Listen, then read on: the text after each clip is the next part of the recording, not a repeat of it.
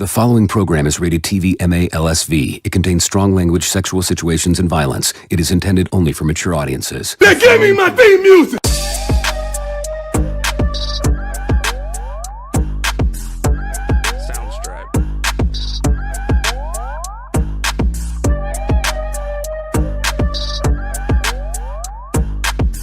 This is a Planet Fanatics production.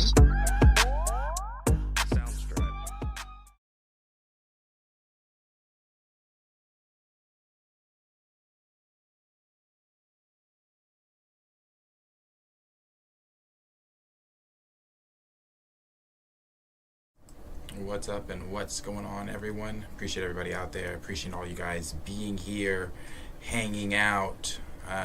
There's a few things I want to get into with you guys today.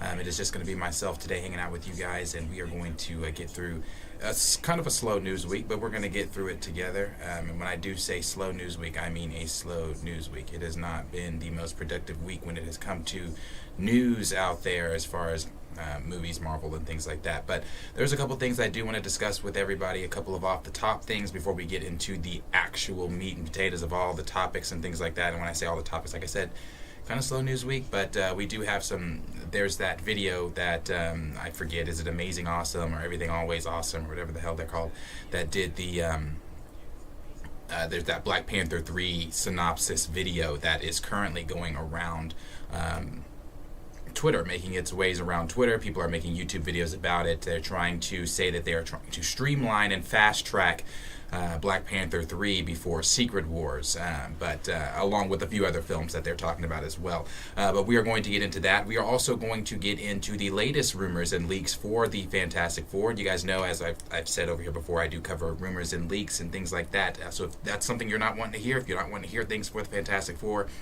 that would be your time when we get to that topic to exit. So I just want to give that fair warning ahead of time that we are going to be talking about some of the leaks and rumors for Fantastic Four. Fantastic Four may be taking a darker turn than a lot of us may have thought that it was going to take. The film, we've heard a lot of rumors lately that Marvel may be actually getting their things together over there. Maybe it looks like there are some things going on behind the scenes that are actually promising. There are things that are being said from scoopers, as far as, like, when I say scoopers, I'm sorry, from the trades, as far as like the Hollywood Reporter, Variety, and things like that. Some of the things that Joanna Robinson said in her book that she did are all coming to fruition. So it's pretty cool to see that Marvel maybe getting their things together, and we may be able to see a better change in Marvel Studios over there. But again, one of the things that I've said, as hype as I am for Deadpool, as ready as I think a lot of us are for Deadpool, it is the only MCU film this year, and with it being the only MCU film, I think that was honestly by design. We've talked about that too, on purpose, because Marvel wants to take that time off to really get films that matter. And I'm not saying Deadpool does not matter, but we all know that people are going to go see Deadpool regardless. The thing that's going to matter is going to be that Captain America 4, your Fantastic Four, Doctor Strange 3, films like that are going to matter as far as making this mess of a multiverse, all these puzzle pieces fit back together. Certain key movies and key, I don't want to say shows, it looks like from what we've heard, they're kind of stepping away from wanting to do as many TV shows. So some of these key movies are supposed to play major roles in things going on and leading towards Secret Wars. So Fantastic Four is one of them. So we'll talk about that as well. And we will also talk about Miles Morales being being put into Spider-Man 4. That was not originally something that was on the table. I don't know if this is something that Kevin Feige and Amy Pascal and Sony and everyone talked about, and this is a Sony thing, wanting to fast track it, or I'm not sure how that's working, but we'll get into all of that as well. But there are a few things I wanted to get off the top there. We'll talk about that are just worth mentioning. But before I do that, I want to address everyone. I appreciate everybody again being here. Groovy, appreciate you being here. Andre, appreciate you being here. Falcon, also appreciate you. JD75, Ant-Man 1991, Official MG, Josiah Allen, and Ricardo, appreciate all you guys being here. For the ones that are watching and have not said anything in the chat, we also appreciate you. I appreciate everyone in their time being here this evening. So we're going to get into what is going on here. So let me just pull up some show notes.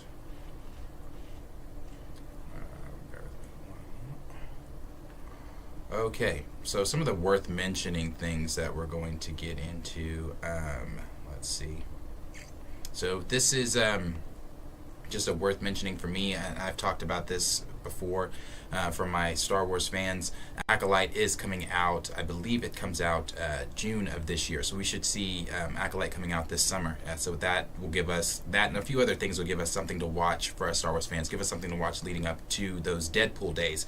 But Acolyte is something that we've talked about a few times over here. We've shown the behind the scenes photos. We've talked about what the show itself is going to be about, taking more place in the High Republic era than anything.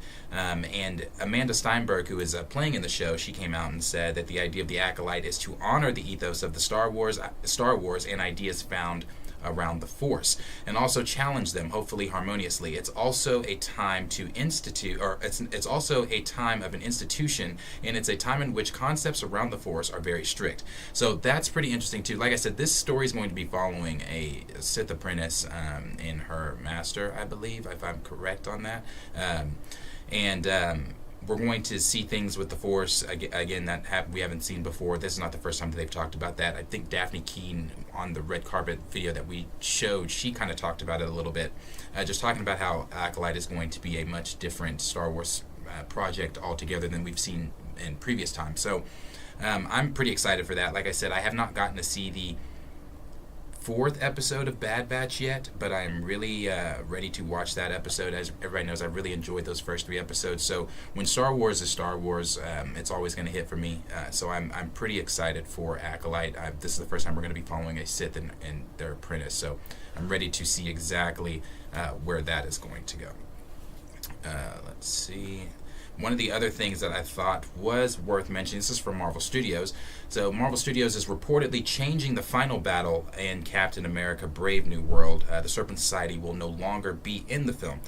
And that is going, so they're going back. Marvel Studios is reportedly going back and forth with the previous announced, oh, I'm sorry, that's a different one, my fault. So the Serpent Society is no longer going to be in the film. We talked about this not a while back, but we talked about this when the film was going through all the changes, when we had heard that it was basically going to be a damn brand new film. It went from changing a few fight sequences to changing entire acts altogether to rewriting certain parts of the script. Now the Serpent Society has been removed from the film. So with the Serpent Society being removed from the film, I think we've still got Red Hulk is going to be the main villain of the film. My understanding from the things that are still going out there in the leaks and rumor world, Red Hulk, which is going to be portrayed by Harrison Ford, is still going to be the main villain of the film. I'm not so sure on the whole Sam Wilson putting together a small Avengers team to take on Red Hulk or anything like that. I don't know if that is still on the table at all. Again, a lot of the things that we talked about at the very beginning have been taken off of the table for Brave New World. I do know that they are still doing the hero that I believe that we're going to be introduced to the hero that Marvel made up, that the MCU made up, that she's going to be in the film. As far as anything else with Brave New World, I'm not really, there hasn't really been much out about Brave New World besides that it's going through, the many different changes and things like that. But Serpent Society is not going to be in the film anymore. That has now been changed. And again, I don't know that that's a bad thing. The reason I say that is because even when we were talking previous days about Falcon and Winter Soldier, about Brave New World, the only thing that ever excited me about Brave New World was the fact that Julius Onah, I believe he is still directing, made the comments that it was going to be like a paranoid thriller. And when I think paranoid thriller in the MCU, and I know that that's such a colossal film to compare another film to in the MCU, but I think Winter Soldier.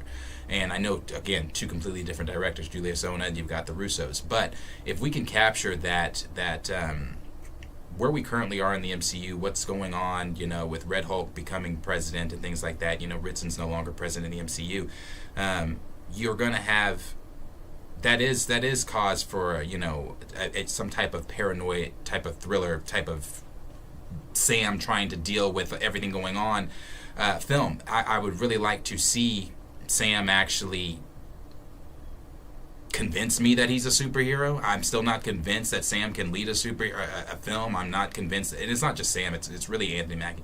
I'm not convinced that that people give a damn about the character that much. And honestly, it's not Anthony Mackie's fault. Even though I don't care for Anthony Mackie, it's not Sam Wilson as a character's fault. That is Marvel Studios' fault. And maybe with all the changes and things that they are doing, they have recognized that the film that they were putting together for Brave New World was not going to be what I was just saying earlier about the whole Deadpool thing. We know Deadpool is probably going to put asses, not probably, it's going to put asses in the seats. I'm still saying that film's going to make over $1 billion. Brave New World, however, that's not something that I can sit here and say, oh, that's for sure making $1 billion. And that's nothing that Marvel can sit here and tell you, oh, that's for sure making $1 billion. That's why it's going through the changes and everything that it's going through, so they can fix, not just so it can get asses in the seats. Well, that's the main reason, but so that they can have this story that actually starts making sense in the MCU.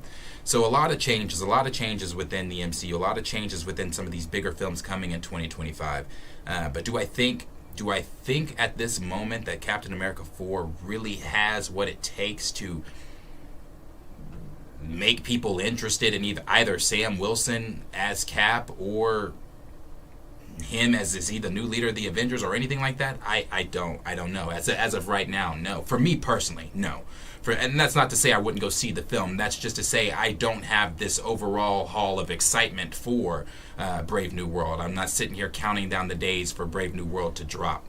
But if they do have, if there's something that comes out with all the work that they're doing behind the scenes that gets me excited for Brave New World, then that could change. But if not, then no, my excitement for Brave New World is still tempered. So, but questions for you guys. Let me know what you guys are thinking about. Some of the changes there with Brave New World. Do you even care about Captain America 4? Do you care about Sam Wilson in the MCU or anything like that? And if so, what do you think about the Serpent Society being removed from the film? Do you think that's for the betterment of the film, or were you, like Josiah Allen, really looking forward to seeing Serpent Society? So let me know what you guys are thinking about that. We have another off the top here. Marvel Studios is also, something I was just talking about earlier, again, was the moving away from some of these TV shows. Marvel is not wanting to put as much focus. If you remember when Bob Iger did their quarterly announcement or talks or whatever, he was talking about how Marvel is wanting to, not just Marvel, he said he specifically said Marvel, but he said a lot of their studios have been putting too much attention on overhaul on quantity, and again, we've talked about that, just putting out so much stuff at, we had 19 MCU projects in that Phase 4 era. So there's a lot of MCU projects that they were just pumping out. So they're trying to scale back on that now. We've gotten the Spotlight banner from Marvel now, where they're going to take a more serious look on characters. So from what my understanding is now, what they're doing, they're going to start trying to move away from the Disney Plus shows. And when I say move away from the shows, I mean move away from these terrible shows like Falcon and the fucking Winter Soldier. Move away from these terrible ass shows like Hawkeye. Terrible ass shows like I'm sorry, Ms. fucking Marvel. Terrible ass shows like what's another one fucking Secret Invasion. God damn. Terrible ass shows like that. They're gonna stop. I said it when they announced Secret Invasion and said Secret Invasion was going to be a 6-part series. I said, how the fuck? That's one of the biggest events in Marvel. There you go. I forgot Ricardo. Fucking Echo. And the reason I forgot Echo is because Echo is not even a footnote in Marvel's history. Like, Echo is... So, it's... With shows like Echo, with shows like Secret Invasion, which never should have been a TV show, should have always been on the big screen. It's too massive of a Marvel story for it not to have been on the big screen. That's why it failed fucking miserably. What Marvel is trying to do now is take a step back from pumping out all these irrelevant ass shows that they're downplaying the title of these shows, again, like Secret Invasion. They're going to put more focus on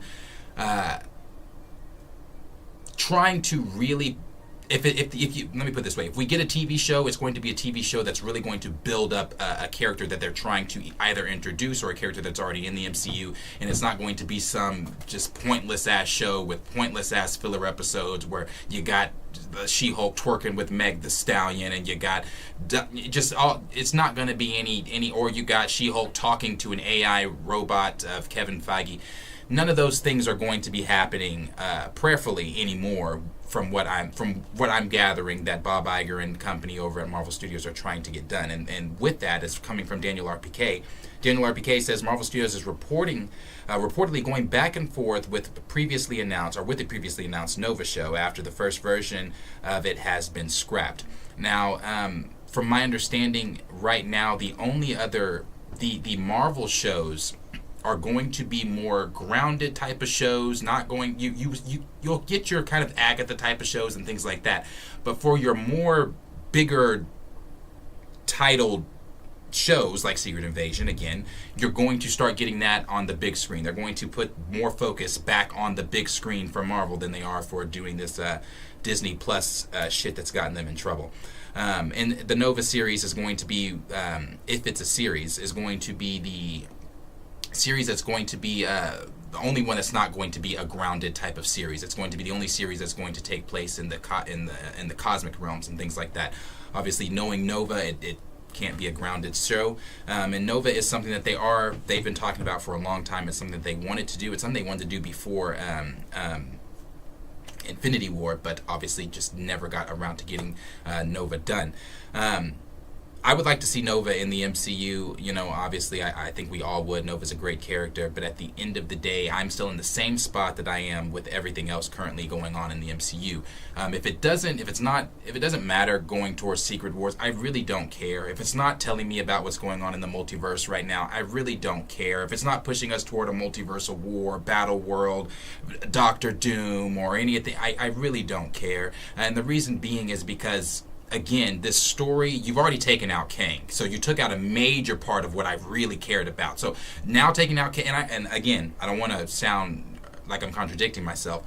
I've always said that Doctor Doom always needed to be a part of Secret Wars. I never knew how you were doing Secret Wars without Doctor Doom. But Jonathan Majors' portrayal of Kang is what, like Marvel, what got me high on wanting to see more of Kang, you know.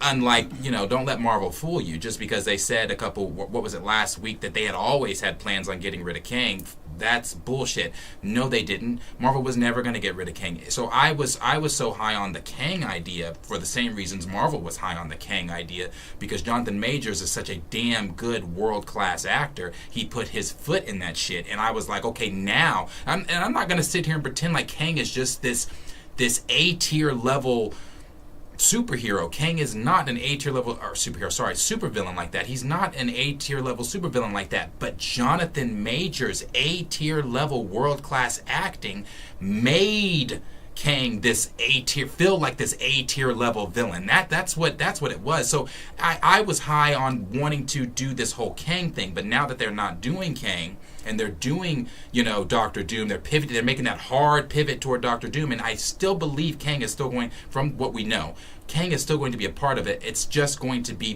the whole, that part of the rumor still remains, where he was going to become the Beyonder, is going to be the Beyonder Kang. So Kang is still going to be a part of it. It's just not going to, he is no longer the overarching villain of what's going on.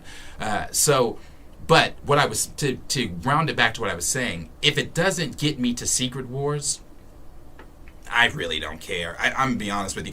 I really don't. Like, I do want to see Born Again. I want to see Daredevil Born Again. I think that, you know, that I don't give a shit if that has anything to do with anything going on in the MCU. I want to see Daredevil Born Again. But as far as, like, what's another? Wonder Man. Wonder if I'm going to give a fuck. The Vision Quest. Don't give a shit. Are they still doing that? Let me see. What's another one that they're doing? Another TV show. The Coven of Chaos. Agatha, the Coven of Chaos. I do kind of care about that one because the magic elements and things like that. I do Ironheart. Thank you, Ricardo. Like Ironheart when did Ironheart get announced? Was that 19 as well? Was that at SDCC or was that at D23? I don't remember which one that was at. Has now been pushed back to 2020, whenever the fuck. So it's like shows like that, like stuff like I don't care, man. It just doesn't. So with the Nova show, though, with what they're doing with Nova, with it being cosmic, with it being, something we haven't seen within the MCU as far as like that character goes, I wouldn't mind seeing a Nova show. I wouldn't mind. I mean, they've been, like I said, they've been trying to streamline Nova in for a while, ever since Nova was mentioned in Guardians of the Galaxy, the first one. So they've been trying, and that was in 2014. They've been trying to do this for a while. So I would like to see a Nova show, but always questions for you guys. Let me know what you guys are thinking about a Nova show. Are you guys interested in a Nova show? Do you think it's, a little far behind for a Nova show, or are you just, whatever?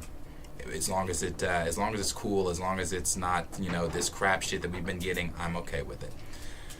Let me know what you guys are thinking. I have like two more off the top, or two more worth mentionings here. Another one is, this is a Star Wars one here. So Daisy Ridley, as we all know, is going to be in. She's going to be reprising her role as Rey Palpatine, and she is going to be starring as Rey again in Star Wars Episode 11, or it's Episode 10, Episode 10. And we have a working title for it. The working title for the Star Wars Episode 10 is going to be New Jedi Order. And a lot of people kind of speculated on this because the plot synopsis, or a little kind of what the film was going to be, or I guess plot synopsis was going to be, or came out about it. It just said really only 3 sentences, and it was just more so saying that Rey is building a Jedi Order right now, and there were speculations of who could be a part of that Jedi Order right now, and some people were, saying like Jason Syndulla, who is Hera and Kanan's child, who we, met at the end of Rebels and spent more time with during Ahsoka. Maybe even Ahsoka, depending on how old she is, we really don't know. Cal Kestis possibly, maybe Ezra, Gungi, maybe even if he did survive after seeing him in Bad Batch. There are some other names out there. Trying to think of some other Jedi that have survived 66. There were some other names out there. Oh, even Grogu was a name that was thrown. So, we could be seeing some new Jedi Order that Rey is building. My whole thing is this, though. And it's as I've said before. I don't know what the disconnect is with Lucasfilm and the fans. We say we want Old Republic. They say we're going to give you 10, 11, and 12. We say, well, we would like, no more Rey. They said, well, we're going to give you more Rey. It's the constant back and forth with Lucasfilm. Sometimes I'm really high on what they're doing, then other times I just really don't care. And at 10, 11, and 12 episodes of Star Wars is something I really don't care. I really don't care about, because and I'm going to share this with you guys. Going on in the ethos right now, talking about in the Star Wars world of leaks and rumors, it is quite possible that they are trying to do Palpatine yet again. And I'm going to be honest with you. As much as a fan of Palpatine as I am, that is my favorite Star Wars character. I've gone back and forth with this over and over and over. I've said sometimes it's Vader, sometimes it's Palp, but honestly, it is Palpatine. Palpatine is my all-time favorite Star Wars character, but Vader's like literally right there. But when it comes to seeing Palpatine yet again, in what capacity, in what form? I mean, I get it. Palpatine is obsessed with immortality. We know this. We're watching it right now play out in Bad Batch with Project Necromancy and everything going on in that. But to see Palpatine somehow come back again, when it was done so poorly the first time, I don't want to see Palpatine come back again. If they're doing Palpatine yet again, I want it to be in the form of what they're doing currently in the Bad Batch stuff, leading toward that movie, that wherever they're trying to do with Luke and everything like that. If they're actually going to do that, I would like for that to be the younger, to fill in because they're trying to fill in the gaps. They're trying to fill in all those gaps that don't make sense from everything we've seen in Rebels, from everything we've seen in Clone Wars, everything that we've seen that they made up and brought in episodes 7, 8, and 9. They have to fix some of those plot holes. They're trying to fix some of that stuff. And to fix some of that, you have to kind of go back to the beginning, which is what we're seeing in Bad Batch right now. And I'm thinking if we are going to get a younger Palpatine, I'm not talking about this 10, 11, and 12. I'm talking about before then. But with 10, 11, and 12, I don't think that there needs to be, I never thought there needed to be a 10, 11, and 12 to begin with, especially with Rey at the helm. And then if we're just recycling Palpatine yet again, I think that would be enough for somebody in the writer's room to say, what are we doing? Do we just put the pen down and all leave at this point? Because clearly we can't think of anything that's new, anything inventive, anything that, hasn't already been done before. As much as I love Palpatine has been done. We've been there. We've done that. You want to excite Star Wars fans and maybe even fans of Star Wars that don't even know about some of this stuff? Bring in the Gris. Bring in the Yustan Vaughn. You want bro, do you know how dope that would be? You want a formidable opponent that's not, that Yustan Vaughn are not correct me if I'm wrong, are not affected by the Force or anything like that. So you have the Yustan Vaughn that come from the unknown regions into the New Republic or whatever the fuck it is now, and have that be your overall threat. And that could be your overall threat, not for one film. That could be, the Yustan Vaughn could be an overall threat across 3 different films. That could span across 3 different films. You could have the Gris come in, the Yustan Vaughn, you could have all that, and it could span across 3 different films, and you could have this new order, minus Rey. But if you really want to use Rey, and then, let me rewind that. I don't want to say minus Rey, because as I've said before, it's not Daisy Ridley. I'm sure she's a fine individual. I'm sure she's very nice. Rey as a character fucking sucks. But if you want to redeem Rey with the fans or something like that, do a story with the Gris. Do a story with the Yustan Vaughn, to where you could have her, like her new Jedi Order, taking on the Yustan Vaughn, and then you could really see who Rey is as she's leading her new Jedi Order and this new Republic into war with these unknown, with these the species from the unknown regions. You could do that instead of saying, well, somehow fucking Palpatine is back and he's, we're doing this whole fucking shit again. That right there, as a Star Wars fan, I'm gonna be honest with you, I don't know that I'd walk out, because I am a Star Wars fan. I don't know that I would walk out, but I would bitch. I would definitely bitch. That's just not something I think that any Star Wars fan or any of us really want to see. But that is the working title currently for Star Wars Episode 10. It is a new Jedi Order, and it is still going to be helmed by Daisy Ridley as Rey Palpatine as she builds this new Jedi Order. But as always, question is for you guys. Let us know down below what you guys are thinking. Or would you like to see Palpatine return again with episodes 10, 11, and 12? Or who do you think could even possibly be on this new Jedi Order council that Rey's putting together? Let me know all of those questions and thoughts down below.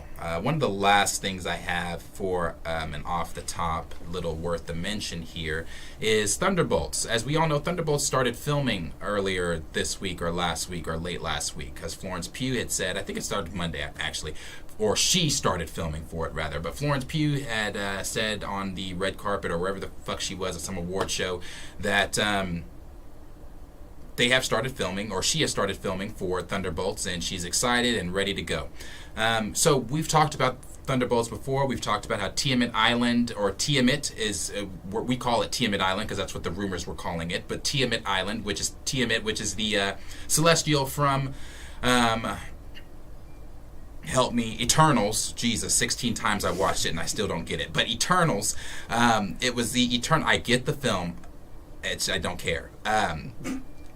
Eternals, Tiamat did not get to be born during Eternals. So, due to that fact, since Eternals came out in 2019, 2020, whenever the fuck that came out, help me, I don't remember, but since that film came out, Tiamat has just been sticking the fuck out the ocean, and not a soul in the MCU's mentioned it. So, Tiamat Island, the giant celestial, is, from the reports that I'm about to get to, the reports say, and this is coming from Can We Get Some Toast, who is a very credible scooper out there. Can We Get Some Toast says that Thaddeus Ross and Tiamat Island were never considered for the film. So if you remember, take yourself back to those leaks and rumors when we were talking about what Thunderbolts was going to be originally.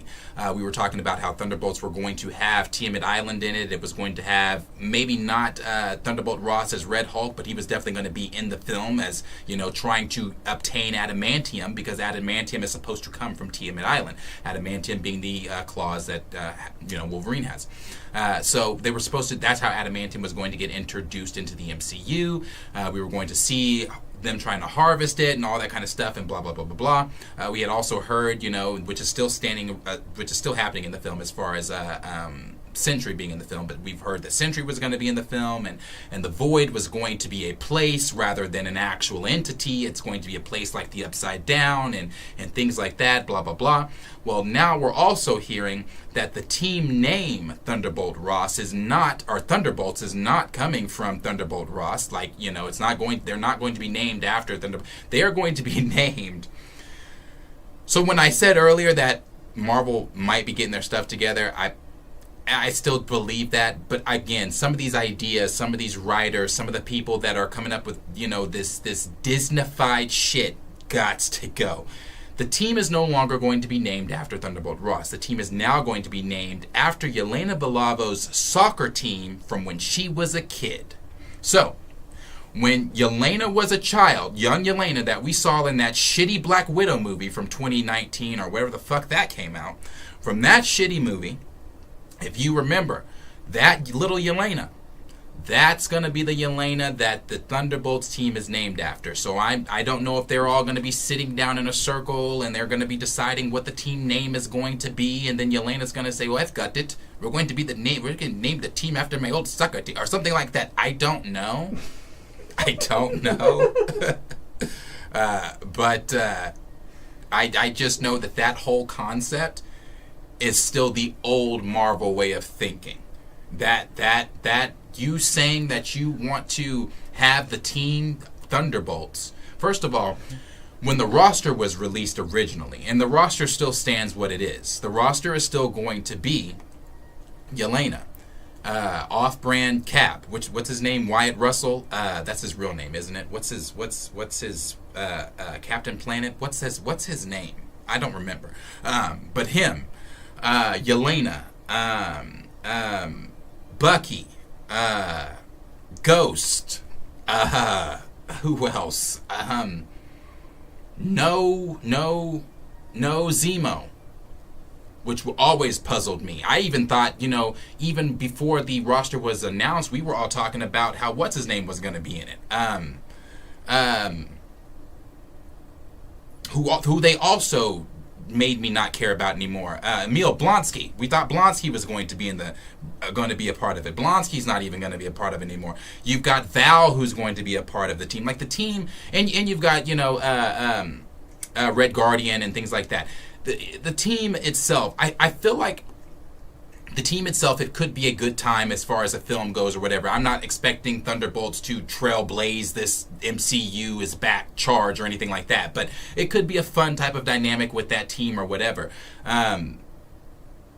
There's not really much more that we know about the film outside of the Void and Sentry and things like that, especially with these new reports coming out saying that Thunderbolt Ross was never going to be a part of it. Tiamat Island was never going to be a part of it. I don't believe any of that shit. I think it was always going to be a part of it. It's just now with the new writing, U.S. agent, with the new writing, what they're doing and changing things, that now those things are no longer going to be a part of the film.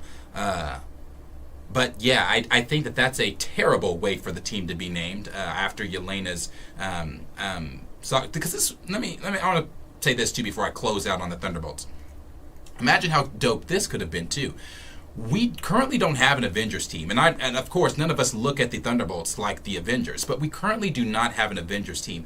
How nice would it have been to sit down, and I'm not saying that this still cannot be what it's going to be, how nice would it have been to sit down in the theater when it's time to watch Thunderbolts and see this badass, yes, you're going to have some members that are going to be, of course you're going to have your comedic relief, you're going to have all this, all that, but do it in a way that fits the characters, do it in a way that audience want to see. I don't particularly care for the first, I don't mind the first Suicide Squad, it ain't all that. I don't care for the second one. It's better than the first one to me, but it also ain't all that. But you had a chance to take that concept and do it so much better than what, you know, DC did with, or DCEU did with the Suicide Squad.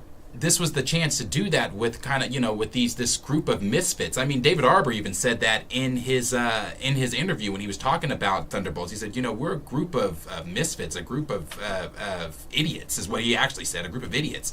He said, you know, we're going to be getting into a lot of different things during the film. So I don't know what exactly that means. But again, we've still got to see what this team, if they are truly going to be taking on Sentry, what is that going to look like?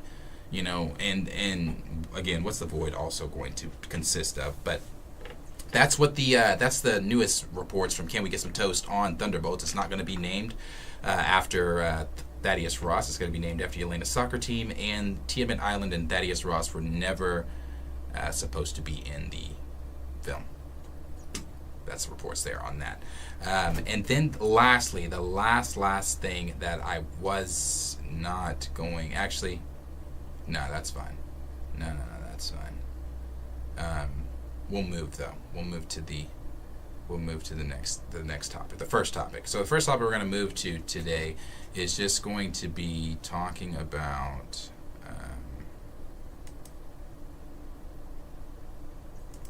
is this thing doing that again? Hold on. It is. That's pretty fucking annoying. Okay. We're going to talk about Miles Morales being introduced into Spider-Man 4. New reports have come out saying that Kevin Feige is wanting to put Miles Morales into Spider-Man 4. We've already known that at some point Miles Morales was going to... We knew that from what Amy Pascal and Sony had told us, I think it was 2 weeks or so ago, that after Spider-Man 4, or after Spider-Man 4 and the Beyond the Spider-Verse films, they were going to introduce the live-action Miles Morales, which I still believe they're doing that. He's going to get his own film over there, but he's going to, I guess, first appear in Spider-Man 4, which is also trying to be fast-tracked by Sony and Marvel. Well, Sony, not so much Marvel. But this is what the Geek Tyrant is saying here. Marvel Studios and Sony Pictures are currently in the process of developing Spider-Man 4 with Tom Holland set to reprise his role. We have no idea what the story will entail, but new reports have surfaced from Hollywood insider Daniel Richman, who says the live-action version of Miles Morales will make his debut in the movie. There are no other additional details to share, but it makes sense to eventually introduce Miles into the universe, and it's better to introduce him into the MCU than into whatever Sony is trying to do with their Spider-Man cinematic universe, because they have no idea what the hell they're doing. Marvel may be in a slump, but they are at least working on fixing things. Holland previously said that he'd love to help usher in the live-action Miles Morales. I do remember him saying that. This is his quote saying, "I would be honored to bring Miles Morales into the live-action world. How we do that, I don't know. But given the opportunity, I would jump at it. The groundwork has already begun and has been laid for this to happen in the MCU. As we saw Holland's Peter Parker meet Miles Morales' uncle, Aaron Davis, played by Donald Glover, and we also saw Donald Glover as the Prowler in... what was that? Across the Spider-Verse, live action wise. And then it said in Spider-Man Homecoming, Marvel is looking at Drew Goddard. Goddard is best known for helming the cabin in the woods in the Bad Times at the El Royale. Goddard was also an executive producer and writer on Netflix Daredevil series. There are a lot of rumors being reported about Spider-Man 4, including how Spider-Man might lead the Avengers, and that has been something we've been talking about for a long time. Remember, we first talked about that when Daniel Richman first put it. Actually, I don't know if it was Daniel that first put it out. I think it was, oh man, I don't remember what scooper first put that out. It may have been Can We Get Some Toast? But they had put out saying that, Tom Holland Spider-Man, along with, I believe it was, they were talking about Tom Holland Spider-Man, Tobey Maguire, Hugh Jackman's Wolverine, even a version of Robert Downey Jr.'s Iron Man are supposed to be leaders into the Secret Wars and Avengers films, but they want Tom Holland to be one of the leads of the Avengers. How it might include Daredevil and how it will and how it will be MCU street level Captain America Civil War. Talked about that too.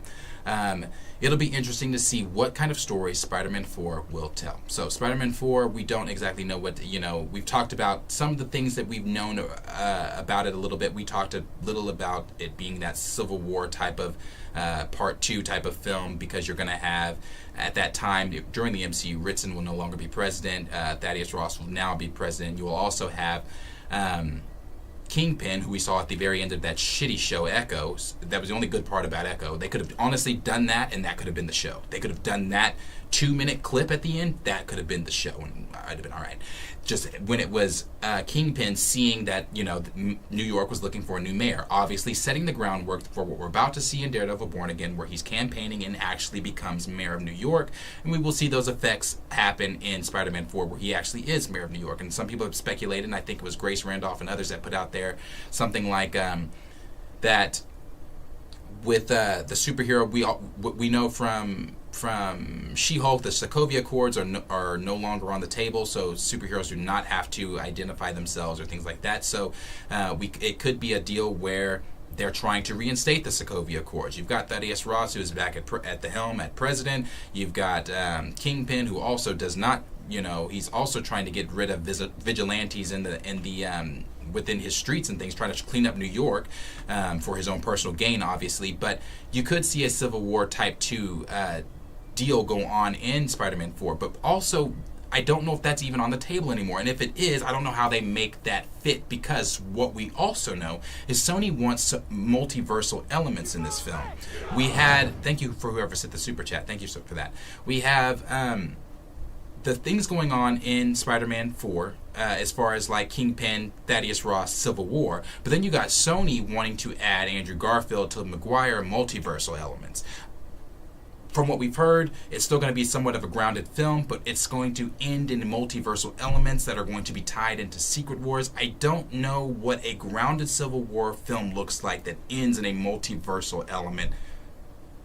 I don't know, but that's just what we've heard so far. Now, that could be wrong. As always, take everything with a massive grain of salt. We really don't know if any of that is true. I do believe the Miles Morales things. I do believe Kingpin is going to be mayor and one of the main villains of the film. I do also believe that's, Sony really wants Andrew and Toby, and I hope, and you may be on the other side of the fence of this, I hope that Marvel gets their way. I hope that Marvel is able to talk some sense into Sony and say, I understand what you want to do. I understand that's $1 billion that makes money. But at the end of the day, we literally just did that. We want to do that again. But for me personally, and I love Andrew, y'all know that. Y'all know Andrew is my favorite Spider-Man. The impact of seeing Andrew in Spider-Man 4, after just seeing him in No Way Home, would take away the impact for me personally if I saw him right after in Avengers 5 or Secret Wars. I need him to come in some type of way. I don't want him to already be within the MCU, and then I get it, there's incursions happening and all that kind of stuff. Maybe it's something within his universe. Let's do it a different way and instead of trying to shoehorn Toby and Andrew into Spider-Man 4. Let Tom finally have his own Spider-Man film. That's one thing that we were all so excited about at the end of No Way Home, seeing him in the poor, seeing him, no one knows him, and finally at the apartment, probably working for the Daily Bugle or whatever he's, or if it's more akin to the, what's the other company he worked for in the, I forget. Because we've already seen Feast, but it's not, that was May. I forget the other, Roxanne, or I forget the other company he works for. But, finally seeing him as Peter Parker. Finally seeing him as that friendly neighborhood Spider-Man. That's something I really wanted to see. And, I don't mind the film ending in some type of, whoa, okay, what's going on? Because that is going on within the MCU right now. Incursions and things are happening, and multiverse and worlds are ending. I get that. I don't know how you tie that in with a Civil War. So I honestly, I think it has to be Sony's way or Marvel's way. I don't think you can conjoin, and if they can, bravo to whoever the fuck figured it out. But I don't know if you can conjoin those two elements in that film. But, question is always for you guys. Let me know down below in the comments what you guys are thinking about these Spider-Man 4 rumors. Is some of the ones we've heard in the past, some things going on now that we've heard in the newest with Miles Morales being entered into the film. And maybe, let me stop really quick, because we all know what role Miles Morales does play in Secret Wars. We all know that Miles Morales did... but hold on. Well, okay, well...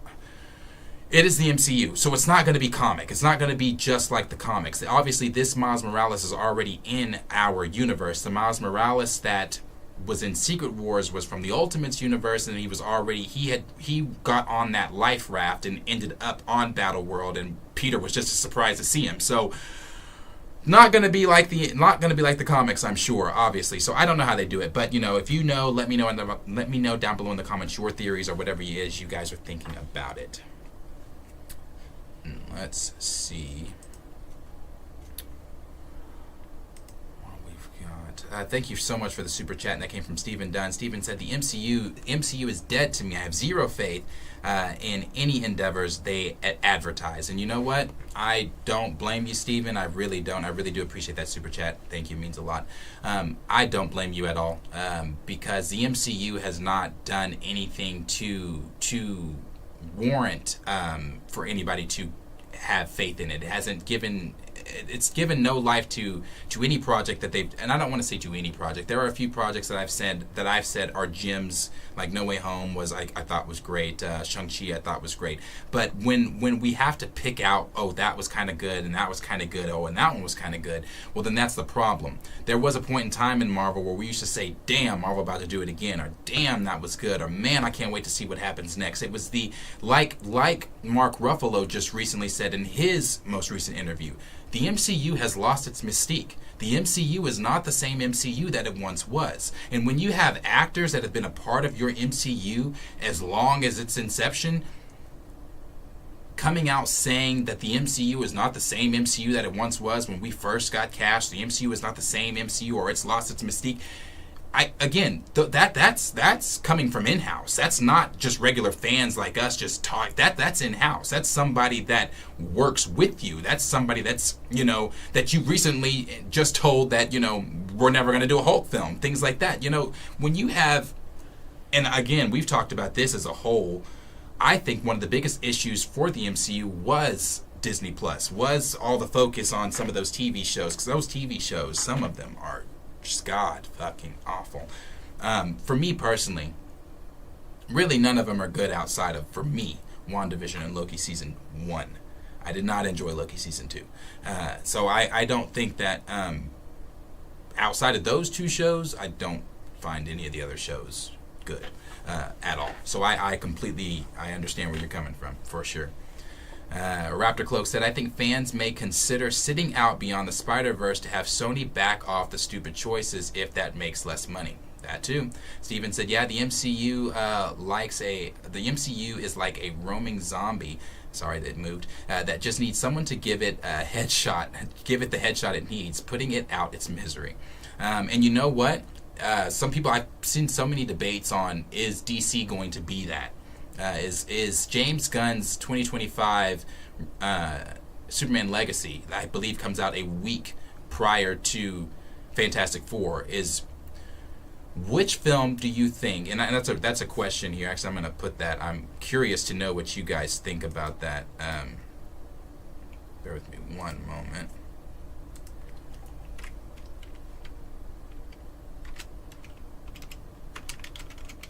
Curious to know what you guys think.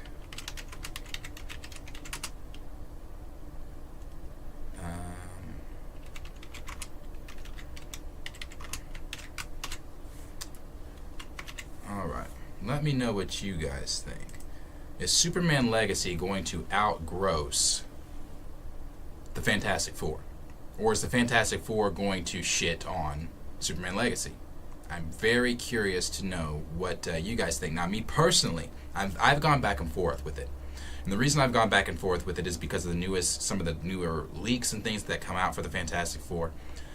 Filming for Superman Legacy does start this month. Starts next month in March. So they start filming for Superman Legacy. So we're going to start probably all the silence we've had on Superman Legacy, not really knowing what's going on. We're probably going to start hearing a lot more. We're going to start seeing behind the set photos. Going to start probably getting more plot synopsis and things like that. It'll be interesting to see. But I personally, last night I said the Fantastic Four might get it.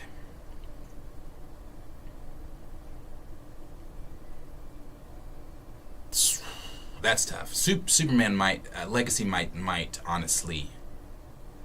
That's tough. It might honestly get it, and the reason I say that's tough is because these are two very well-known household name comic book characters. Very well-known household name comic book characters. You've got one that is Marvel's first family, and then one you've got that is literally the golden child, the golden boy, Kal-El, Superman. So I mean, I don't know. Personally, if you put it, damn, bro, that's hard. If you put it in my hand, red pill, blue pill, and I had to choose, same day, same weekend they came out. If they came out the same weekend, which am I going to see first? It's Legacy.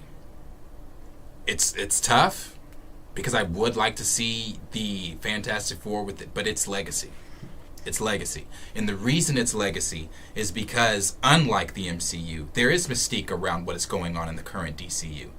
There is this wonder of what is James Gunn cooking with? What are they doing? You know, you've got, to me, a brilliant cast thus far in Superman Legacy. Great characters. The only thing that I would disagree with on the cast in Superman Legacy, and I tried, bro, I tried. I don't like, what is his name that's playing Mr. Terrific?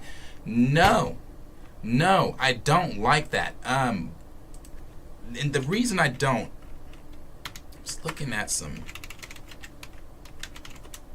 Mr. Terrific.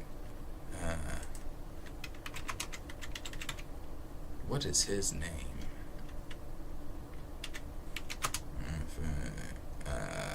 Superman Legacy. Yeah. I'm not feeling it. I never felt it whenever it was first announced. I don't, to me there were so many other candidates, so many other people that could have been Mr. Terrific. And I know, you know, what is his name? Eddie something. Yeah, there it is.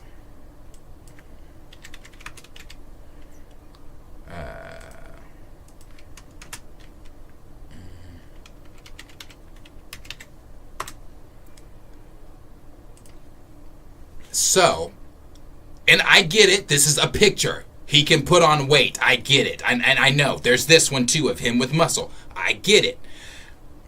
But then there's also this. And I'm not even talking about the picture shirtless. I'm talking about just facial wise. He just does not fit Mr. Terrific to me. And I even tried to give it the benefit of the doubt, and I was like, is there any like fan art of this man as Mr. Terrific or something? I don't like it.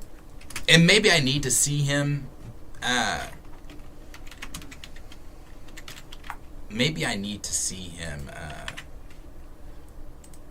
Mr. Terrific. Because this is the best one they had. That was the best fan art picture. And maybe. I don't know. But I think that's a brilliant cast so far. I really do. I think that they are doing a damn good job so far on that cast. Morph, who's playing it, looks just, bro, yes, it's like, I think they've got a good cast so far. So I'm really curious. I'm really ready to see what James Gunn is doing. The plot synopsis so far. Let me play this for Superman Legacy. The dude that posted this was on his TikTok. He posted on his TikTok.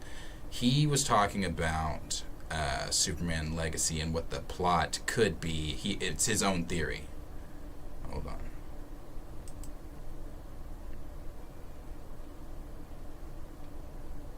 Where is that at? Here it is. And in a world that is already populated by super beings, and we're calling this thing Superman Legacy, then what I think is going to happen is that in this movie we're going to see Superman trying to become the superhero that he and Jonathan Kent sort of yes, that's gonna be. And obviously that's gonna happen. We know that, and the reason I'm saying yes, it's from the plot synopsis, from things that we've known before. You know, some things we've already known. That is something we knew. That Superman is the League is not a thing. Superman is not Superman. He's trying to figure out how to be Superman, what he needs to be to become that beacon of hope, to be the S on his chest, you know? So that is what it's all about at the very beginning. So yes. We're going to be focusing on Jonathan's idea that you need to be able to leave a good legacy in this world. Unfortunately, the world that these two currently live in, super people are all assholes. The Authority aren't outright villainous, but they are essentially anti-heroic pastiches of the Justice League. I mean, straight up. Yes, and we know that the Authority is going to be the main, or I think the main villains in the, no, not the main villains. Brainiac is the main villain, but they are going to be sent in. Okay, so the Authority they're going to be sent in because they're going to be acting as like the heroes or of whatever the world, basically. So they're going to be sent into whatever's going on in the Middle East, if it's still happening in the Middle East. You know, there's that whole drama with that. So if it's still happening in the Middle East, they're going to go deal with a problem over there, and then while dealing with what the synopsis say, while dealing with that problem, it's like alien tech, and Superman thinks that the tech that they find might have some type of clue to help him figure out who he is, where he comes from, and things like that. But the Authority is definitely going to be the like main of what a superhero is currently in this world. The Hawk Girl, Superman, Batman, they're just knockoffs of the Justice League. That was literally the point of them when they were created, was to be an anti-heroic Justice League. So what I think is going to happen is that Superman is going to head out into the world to try and be a good superhero, something that their world hasn't seen yet. Yes. I think they're going to take the themes from this about Superman trying to do as much good as he possibly can in as little time as he can, and more importantly, that work is what distracts him from being able to be there when his father dies. And then I think they're taking the message from this. Boom. Yes. Kingdom Come. Okay, so we knew that, like, what was it, a week or two ago? They were all sitting down at the writer's table, not writer's table, the talking table where they all go over the script and they like read lines and things like that. I don't know what it's called. I'm not an actor in that shit, but they were doing that from what it looked like from the picture, at least. And Isabella, who came out, I forget her last name, she came out yesterday and said that she thinks that Madam Web was a fail because males are toxic and males don't. Sweetheart, that had nothing to do with and I mean that so nothing to do with Madam Web's failure. But she's going to be playing Shaira, Hot Girl. So since she's playing Hot Girl, she took a picture of their name tags or for their sitting, and it was the Superman logo was the Kingdom Come logo. So obviously in this, if you know Kingdom Come, you know that Superman in this was retired by this time, blah blah blah. The other members of the League had come to get Superman out of retirement because there was a crisis going on that they could not deal with without Superman. So they got Superman to come down and deal with it. And why? Because Superman is that motherfucker. He's Kal-El. He's going to come down and he's going to handle whatever it is. So I think I'm gonna let him finish what he's saying, because we know that they're going to be drawing, maybe, possibly, after seeing this logo, they're going to be drawing a little bit from the Kingdom Come comic for Legacy. So we'll let him cook a little bit more, see what he's saying. Which, straight up, Superman retires from being a superhero because anti-heroism has taken hold. Like, the public wants anti-heroes, they don't want actual heroes. And so Superman retires. But then something so horrible happens, the rest of the Justice League come and get Superman out of retirement because they need that paragon of hope to return to the world. And so he comes out of retirement and absolutely wrecks shit against all the anti-heroes, showing them what an actual non-lethal superhero does. And what I really want to analyze is the meta-narrative to this entire thing, that the general public has been sort of disenfranchised by heroes and that they want anti-heroes, because the Authority exist as, like I said, an anti-heroic pastiche of the Justice League. Yeah, I thought he was cooking with some real shit on his theory, and I think that could honestly be something that we are going to see happen within Superman Legacy. So again, when you ask me which one I do want to see more, it is Legacy. It's Legacy. I want to see Legacy more than I think I want to see. Fantastic Four. I do really want to see Fantastic Four, but I'm excited for Legacy. I am. So, but question is for you guys. Let me know what you guys think about that. We're going to move to the next thing here. Now, the next thing we're going to move to is going to be a little breakdown. Actually, I'm going to do the Fantastic Four first, and then we'll do BP, because BP's is going to have to be a little different.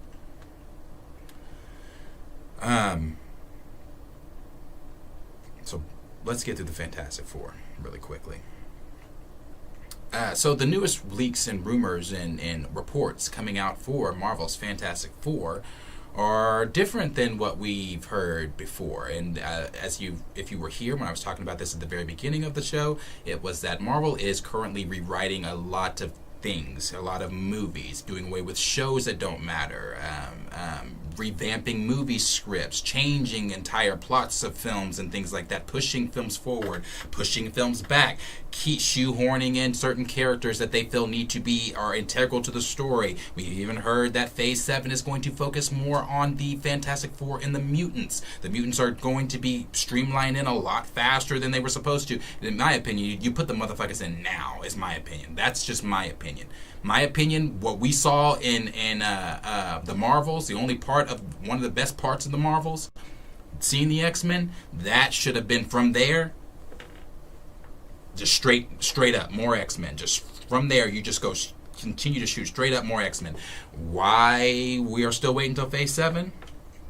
I don't know, but the Fantastic Four are going to be with the X-Men, and they're going to be the faces moving forward. As you know, Marvel, we heard from the Hollywood Reporter and Variety that Marvel is currently still looking for characters and actors to lead their franchise forward. They think they have that with this dynamic that they've made with the Fantastic Four, which is Vanessa Kirby, Pedro Pascal, Joseph Quinn, and Ebon Moss. Those four, they think, can be faces to carry the franchise forward, and whoever they get to be the new X-Men in the MCU, or they want those to be the faces to carry the franchise forward. So Shang-Chi, originally, I don't think that's happening anymore. Your Princess Shuri, I don't think that's happening anymore. I think it's going to be characters that people really, really gravitate to. Things that are, characters that people care about. It's point blank period. Characters that people fucking care about. So, newest reports from Grace Randolph are reporting and suggesting that the Fantastic Four film will end in a very dark twist. We know that the film will take place still in the 60s, and Galactus is still going to be the main villain. It's going to be Galactus, Doom, Silver Surfer are all supposed to be a part of the film. Originally, Dr. Doom was not going to be a part of the film. If you remember when we talked about the Fantastic Four, we talked about how Dr. Doom was... Everybody was asking, well, is Dr. Doom going to be a part of the film? Is Dr. Doom not going to be a part of the film? Well, Dr. Doom originally was not, and now he is going to be a part of the film. We also have heard reports that Reed Richards may actually, and I'm going to round all this back out, Reed Richards may actually be the villain of the film. And when I say villain of the film, not intentionally, but maybe the unintentional villain of the film. We know that we are moving into that Secret Wars era, or moving into that Secret Wars time, where we know that incursions are currently happening within the MCU. We learned that from Multiverse of Madness. We also know from Grace Randolph, this is what Grace Randolph reported, that the Fantastic Four script had two storylines. So, we know that the film is going to take place in the 60s. We've known that for a while. We know that with them being in the 60s, they're going to be a big, popular a superhero group from the 60s. Like, if you take your minds back again to Multiverse of Madness, when Doctor Strange said, didn't you guys chart in the 60s? That was kind of a nod there to what we were going to be getting in the future with the Fantastic Four.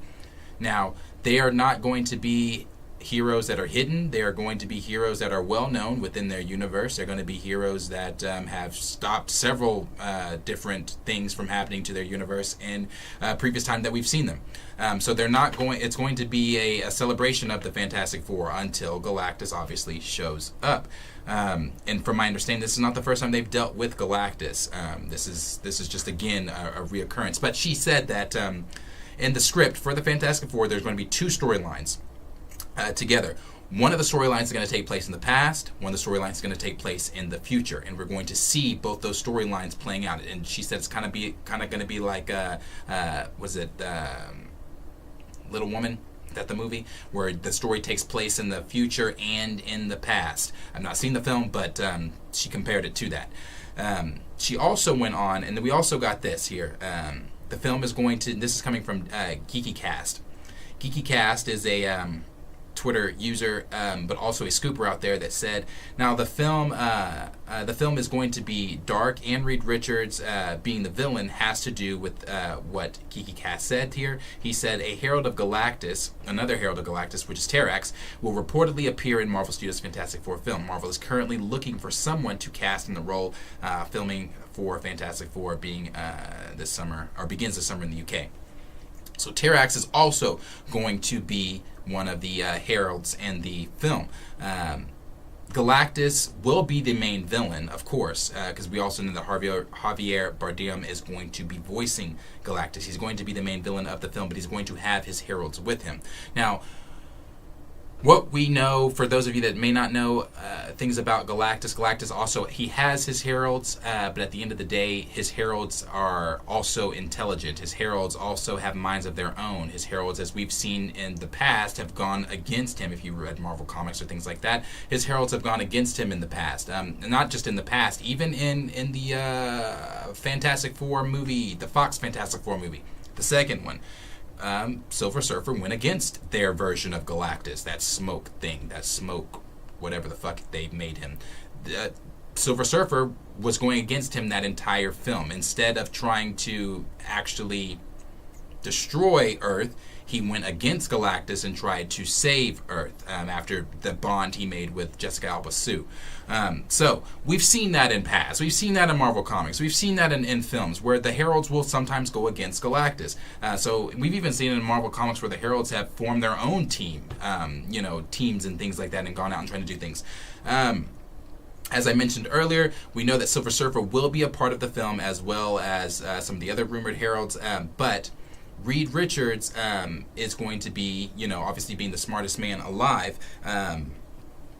The reference he made in Multiverse of Madness, he was the main one talking when it came to the incursions. So Reed already knows about incursions. Well, that version of Reed did, at least, already knows about incursions and things like that. So we could be seeing something happen here. At the end of the film, where we know the original rumor was always going to be that at the end of this film, their universe is still going to be destroyed, and that's still going to happen. The universe is still going to be destroyed. So what I believe when Grace Randolph says past and future, Galactus is going to show up at the beginning in the present or the past. We're going to see a version in the past where Galactus and his heralds are going to show up. The Fantastic Four are going to defeat them. But if you take yourselves, I know this is a little deeper in, take yourselves to the Secret Wars comic if you read Jonathan Hickman's Secret Wars. Whenever the Illuminati had gone to another world to try to save it, Galactus and Terrax were already there, and some of his heralds were already there, decimating that world. And Terrax had a conversation with the Illuminati where he told them, these things have to happen. It's kind of like, again, if you know the Secret Wars comics, there are some that are trying to save, worlds. There are some that are trying to destroy worlds because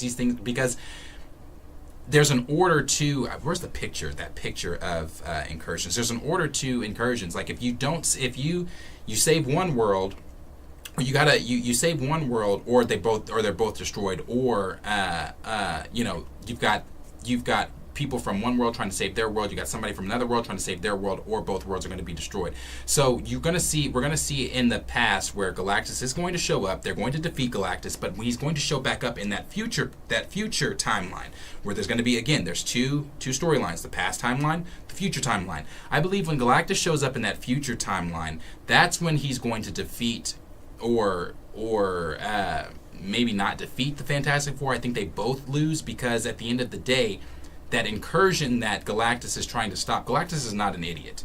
Galactus is a very intelligent being. Not only is he very intelligent, he is a scientist from his former universe and things like that. So Galactus isn't stupid. Galactus has probably figured out the same thing that Reed has just figured out, that these are incursions, that how the incursions work and things like that. Galactus being a world eater, and you know, coming to destroy this world before another world is destroyed or something like that. What's going to end up happening is the world that they are on, is their universe that they're in, is going to be destroyed. When that universe is destroyed, we are going to see, I don't know if they're going to escape by the TVA. I don't know if it's going to be like Marvel Comics, where maybe Reed has discovered after that first attack from Galactus, what it was about, and then learning about incursions, maybe he builds the life raft, and at the end of the film we see him and his family escape through a black hole on the life raft, and then end up in either 616, 838, or wherever the fuck they're going to end up. But you know, Alex Perez over at the Cosmic Circus has hinted at the fact that we're going to see several black holes, and Marvel is going to start using black holes as a way for people to escape incursions, and we might see that happen with the Fantastic Four in the Fantastic Four film, where at the end, when they're fighting Galactus and their world is destroyed due to the incursion, that they may escape through on the life raft through a black hole.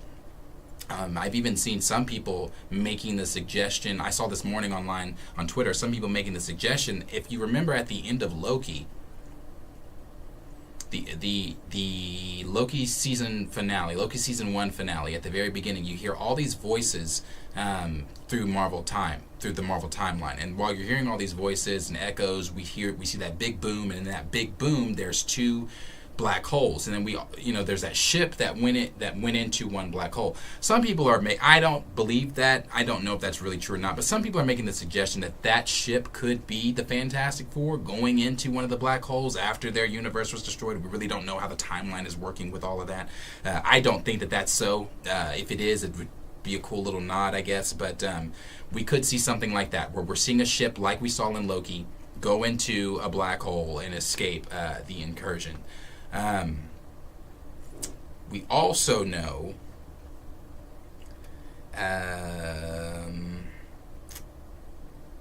that more than a lot of people are making, I don't know if anybody has seen this or not, but a lot of people are making this comparison of these new leaks for Reed to be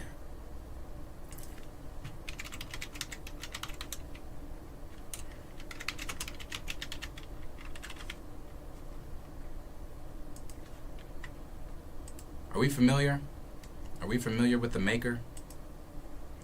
The Maker is a version of Reed. Remember how we've always been talking about when all these different Reeds were, all these different people were being rumored to portray Reed Richards. We were talking about how they were still probably going to do a Council of Reeds, and if they do a Council of Reeds, what that could mean, what we could see. The Maker. Yeah, I don't think it is either. Chill. But the Maker is a version of Reed, an evil version of Reed, a version of Reed that is sadistic, even very, very, very crazy, and does not give a damn about his family or anything like that. Reed, this version of Reed is the pinnacle of evilness for Reed.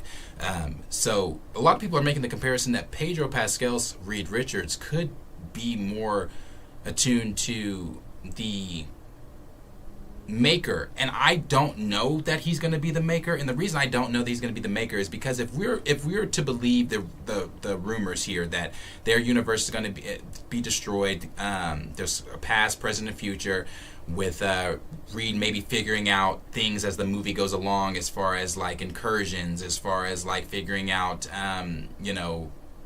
that the world or the universe is collapsing and things like that. If we're to believe that, then I believe that this Reed, after he, because if the final fight with Galactus that they have, if it does lead to the destruction of their universe, and maybe Reed did know that, like, and when I say he knew that, like, before they fought Galactus, he just didn't want to believe that, he believed that him being Reed Richards, me being the smartest man in the world, I can figure this out. I can figure this whole thing out, save my universe, beat Galactus, and because we know, if you know Reed, you know that is Reed. Reed is going to do whatever it takes to figure out and do what is best for him, his family, his people, the people he loves and things like that.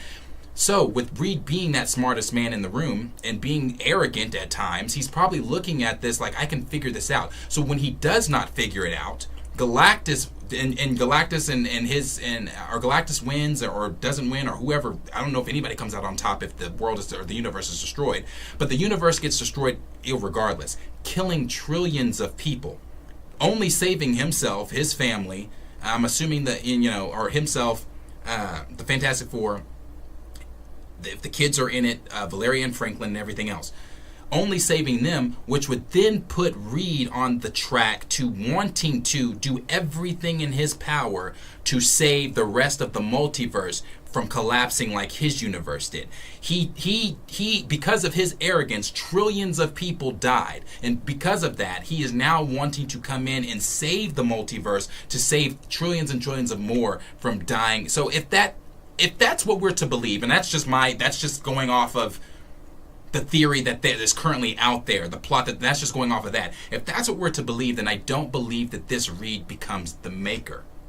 I still believe he is going to be the regular Reed that if you've read Jonathan Hickman's Secret Wars, he's going to be that Reed. I still think that they're going to do a council of Reeds. I still think that Reed Richards I think we're going to see several different Reeds. So I don't know that he's going to be the Maker at all. But from what Grace is saying and some of the things out there, that this is supposed to be a lot darker twist on the Fantastic Four. And with it being a darker twist on what's going to happen, I'm not really sure. I saw some people, I'm looking at that picture of BP right next to him there. People asking, that would be really cool if we could get like a 60s BP or some other 60s hero. I don't think so. I don't think they're doing that. I don't think we're getting other 60s heroes. This is because this universe is going to be gone at the end of this film. I don't think they're bringing anybody else with them but the first family is going to be the only ones that make it out of this universe. But those are some of the things we do know right now about the Fantastic Four and what's going on with the new plot so far. But let me know what you guys are thinking about the Fantastic Four down below. Are you thinking that this Reed is going to be a darker Reed, or is this going to be the Reed of the regular the Secret Wars that we know from 2015's Jonathan Hickman's 2015 Secret Wars? But you guys let me know what you guys are thinking down below.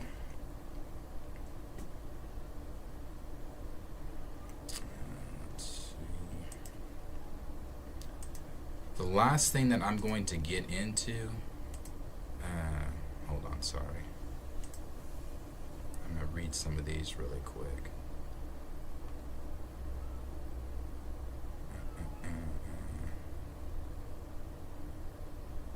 Yeah, D. Sizzle said teasing mutants immediately after Endgame would have been ideal, right? Raymond said ew. SB Flash said the Maker. Grace said the Maker. Yeah, the Maker. Are we not familiar with the Maker? D. Sizzle said never liked this 60s Fantastic Four plot. Yeah, that's true. You've not been on board with that from day one.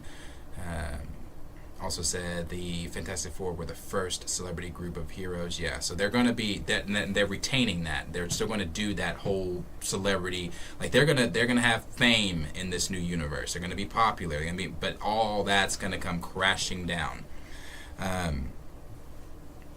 Yes, Terax is a good foe. I like Terax a lot. Raymond said, I'm not a fan of this plot. D. Stizzle said, destroying specific worlds prevented chain reactions in the multiverse, right? Chill also said, it's not their ship. Writers aren't allowed to know what happened in others' projects. Let's see. Yes. Okay. So what Gray just said about Miles Teller as the Maker would be a great callback. Yes. I saw somebody else saying Miles Teller as the Maker would be great. I'd be on board with that. Be on board with that. That's why I said I think we're going to see past Reeds, different individuals that have been Reed in other films are going to come as Reed in. I don't know about the Fantastic Four film, but we will see a Council of Reeds at some point. I really believe that. I really do. D. Zizzle said it's like the Fox Fantastic Four. They were apparently the only heroes in that universe. Yeah. Johnny Washington said the Reed from the 2015 Fantastic Four are going to be the Maker. I think. Yeah, I'm not sure, but only time will tell. So that's what's going on with Fantastic Four. But we'll move here to the next thing and the last thing. So, because of all of you, because and when I say all of you, I get tagged in a lot of different things on Twitter. I get tagged in a lot of different, especially when it comes to Black Panther. I get tagged in a lot of different things. Because I get tagged in these things, I am guilty by association. And because I am guilty by association, I get blocked by accounts that I didn't even know I was fucking blocked by. I went to a Twitter user today that I have the notifications turned on for. I've had the notifications turned on for because some of the scoops and things, I will go and like look and be like, okay, what is this? Is this real? What are you talking about? Whatever. Sometimes they're good, sometimes they're not. Well, Holyfield Scoops, because y'all put me in that shit Saturday or whatever it was, blocked me because I went to look at something today and I was like, what the fuck? Why am I? Now, mind you, I didn't put two and two together. I didn't know that it was the same Holyfield Scoops from Saturday. I don't know. I just didn't put two and two together. So when I looked, I was like, what the fuck? Why am I blocked? What did I do? I didn't. So, they are the ones that have put out a few different Black Panther 3 scoops or plots or whatever the fuck you want to call these. We're going to break them down really quick. Before I get into the video that Emergency Awesome or whoever made, I'm going to talk about the scoops that Holyfield put out. Now, Holyfield said they have two scoops. One is about Scarlet Witch, which we're just going to skip over, and the other is the Black Panther. They said Black Panther 3. Now, this is what I got tagged in on Saturday. They said Black Panther 3, the mantle will be passed down to the son of the king by his aunt, who comes across one of her greatest villains in the comics. Hold on. Goes on to say this is a different scoop from the same Holyfield Scoops Twitter. Princess Shuri of Wakanda will be one of the first heroes on Earth 616. Hold on. Hold on.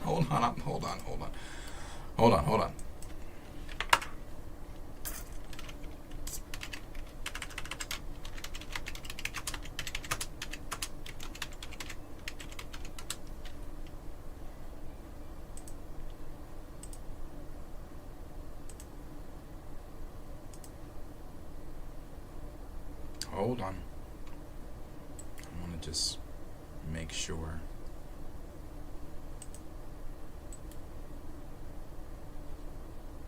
Why is it not letting me? Hold on.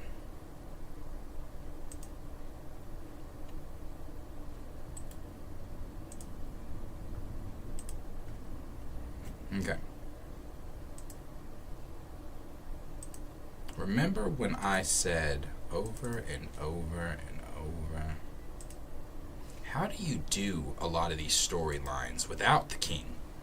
How do you do a lot of these storylines without T'Challa being present?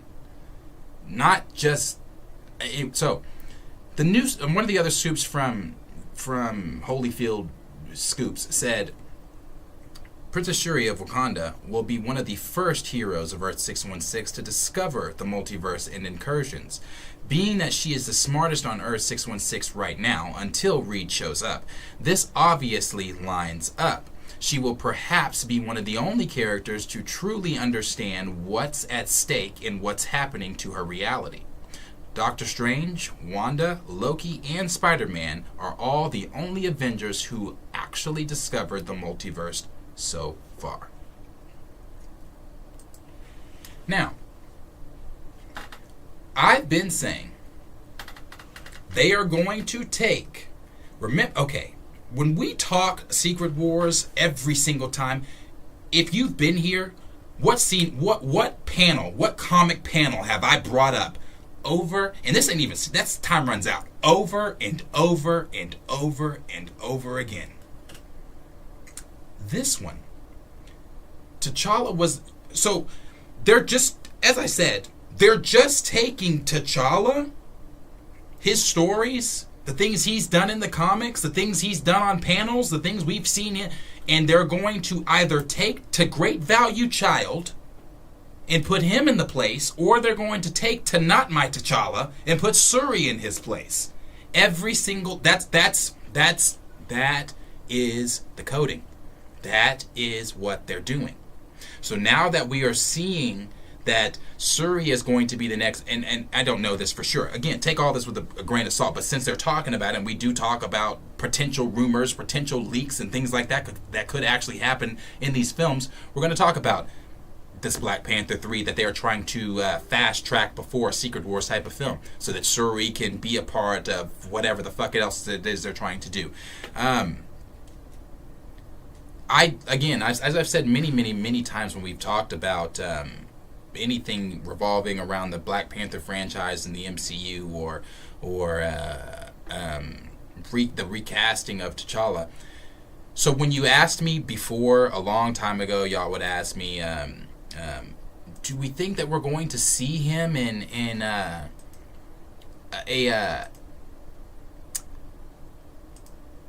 variant of him? No. I don't think we're going to see a variant of him. And the reason I don't think we're going to see a variant of, well, and you know what? Let me rewind that. You still may get your variant, but with the variant, it's still going to be for the duration of whatever Secret Wars is going to be, and then he's going to be taken away after that, because they already have their stories that they're doing. They already have the stories that they want to tell for Shuri now being the Black Panther. They already have the stories they want to tell for Shuri now being, T'Challa now being the mantle being passed down to him. None of this makes any sense for, Marvel is sitting here in this current state trying to figure out how can we get asses back in the seats? How can we get people actually interested in our content again? Let's refresh Marvel's minds, and let's refresh those minds of our viewers that may be watching, that may be have been wanting us since day one to shut up about recast T'Challa. For that, I find it mighty funny, though. I'll say this, too, because it's all coming now. It's all coming. I find it mighty funny whenever we get on Twitter. I don't want to go look for the tweet, but there was a tweet a few days ago that said something like, that's what it was. Somebody tweeted something like, there should be no that's what it was. Thank you. Marvel, something came out from No Way Home. Something came out saying that Marvel only wanted to cast Alfred Molina and Willem Dafoe as the Green Goblin and as Doc Ock. They said they didn't feel like anybody else could ever do those roles, to where somebody then took that quote that Marvel said, quote tweeted it, and said, there is no character that is past being recast. And I might be paraphrasing, but that's what the fuck they said. Now, I find that shit funny. That we pick and choose, and it's Twitter, it's X, Z, A, whatever the fuck you want to call it. It's social media. I get it. On social media, most people are not the arguments that you get on Twitter are not original arguments. Those are recycled arguments. Those are recycled opinions even. These are not original opinions. These are people's opinions that they saw Shirley tell to Sue that told to Tim, and now they've ran with it and made it their opinion. These are not original thinkers. These are not people that can come online and have an original thought on their own and then tweet it. Now that everybody and their mom and their grandma is now saying, okay, No character is past being recast. Now there are some, not everybody. Now there are some saying, well, yeah, every character should be recast. So does that mean T'Challa should be recast? The same character that you guys were telling us months and months and months and months and months to shut up about? That character? Marvel is currently sitting, trying and scratching their heads and asses, trying to figure out how the fuck can we get asses back in the seats? Why the fuck are we not cooking with the same juice and sauce that we were cooking with in 2019 and during the Infinity Saga? What can we do to get people back interested in Marvel? So they started with, maybe it's the characters. Do we need to get leading actors and leading characters to characters that people actually care about? Well, let me give you a little tidbit of news, Marvel people, whoever's listening, Marvel fans or whatever else. Shuri ain't that girl. Shuri ain't that character. Don't get me wrong for you misogynists, you people out there that might think I'm being misogynistic or I'm being whatever or whatever the fuck it is y'all like to say. That's not me saying that, because if you were here 20 minutes ago, I just said how Isabella came out saying how the Marvels didn't do good, or not the Marvels, Madam Web didn't do good because of male toxicity and people not wanting to, or males dumping on the movie. It has nothing to do with that. We like superhero characters. I think I've given this example many times before. Carol fucking Danvers. The reason Carol Danvers sucks in the MCU, because she doesn't suck in Marvel Comics. The reason Carol Danvers sucks in the MCU is because Marvel puts more emphasis on wanting to make these doing all this unnecessary women empowerment when you don't have to do that. These are already badass women. These women are already badass in the comics. They don't need you to come put your personal care touch on them to try to make them this bad. That's why your box office is suffering. So it has nothing to do with anything like that. For you people out there that might be wanting to call me misogynistic or anything else, it has nothing to do with that. If Shuri was badass, let me put it this way. Your character in your movie might have been better received if we didn't first watch a 20-minute fucking funeral. If we didn't first watch you put the character that you're sitting here scratching your head trying to figure out how to put ass in the seats, that put your first $1.3 billion in Marvel's pocket. The first $1.3 billion in Marvel's pocket. But yet, you're sitting scratching your head trying to figure out how the fuck can you get asses back in the seats? That's how. You don't do away with the characters that put asses in the seats to begin with. It never made sense. So for everybody sitting out there talking about like, oh, you guys are just crying, or oh, you guys are just whining, or oh, I wish you guys would let it go. Why are you guys still on this cry train? Why let it go? Blah blah blah. All that kind of stuff. It's not just as simple as us just letting it go. Again, you've got the studio that y'all are ready to go to war behind. That y'all are ready to call people out their names on over. You've got this studio that is sitting here again scratching their heads. You've got the Hollywood trades, you've got Variety, you've got the Hollywood Reporter, you've got Joanna Robinson writing whole ass fucking novelizations about how Marvel is failing right now. And it's not, and when I say Marvel's failing, I mean the MCU is failing. I want to make that distinction.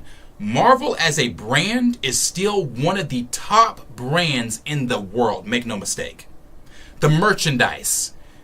I'm still buying Marvel Legends characters. I'm still buying Marvel shit.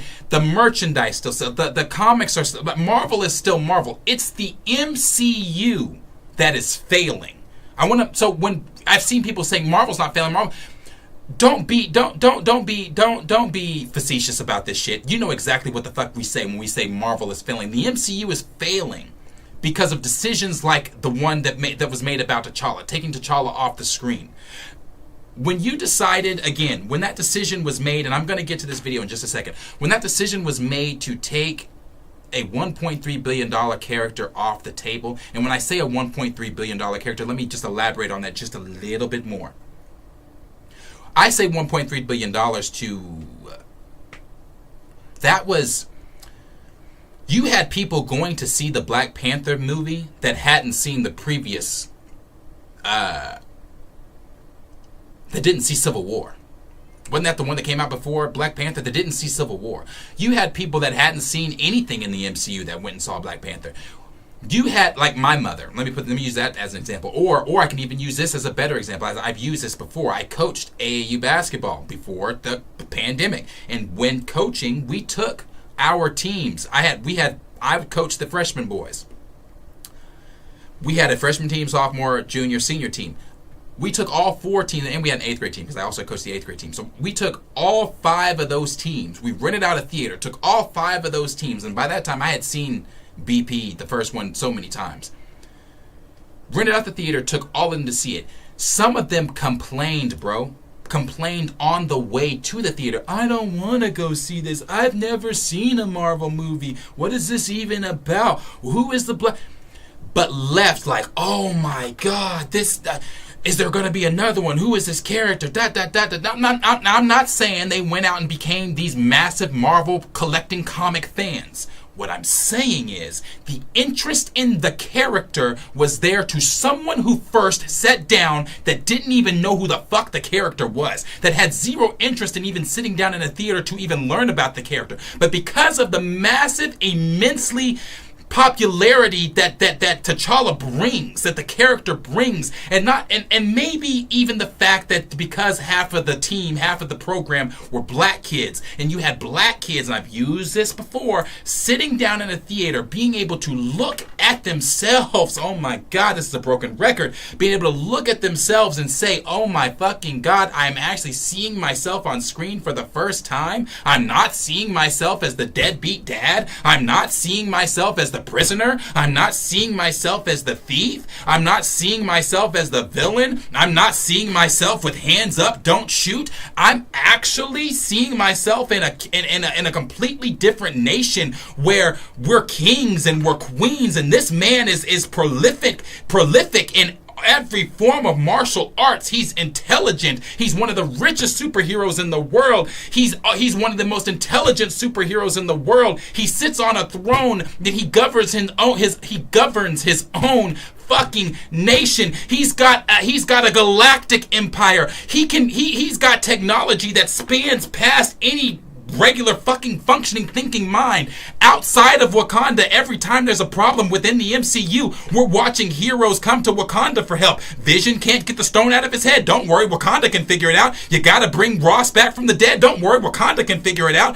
We're watching all of this shit go on, but yet you want to sideline one of the best franchises that you have put together within the MCU. You tell me if that makes any goddamn sense. None.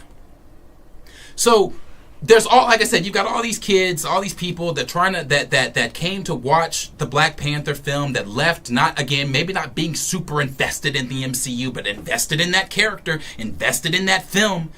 One thing that you could know, if you were to do a BP2, the fans that you got from BP1 that went and watched this film and watched this triumphant king and everything like that saw the ending of the first BP film when the little boy asked him, where are you from and who are you? And he had the smirk and we knew where we were going from there, but you decided to put him 6 feet in the ground. That's where you lost the fandom. That's where you lost people not wanting to give a fuck and watch the movie. That's what happened. So let me get to this video, because he said some things in this video that I just did not find accurate at all. At all. But let's watch.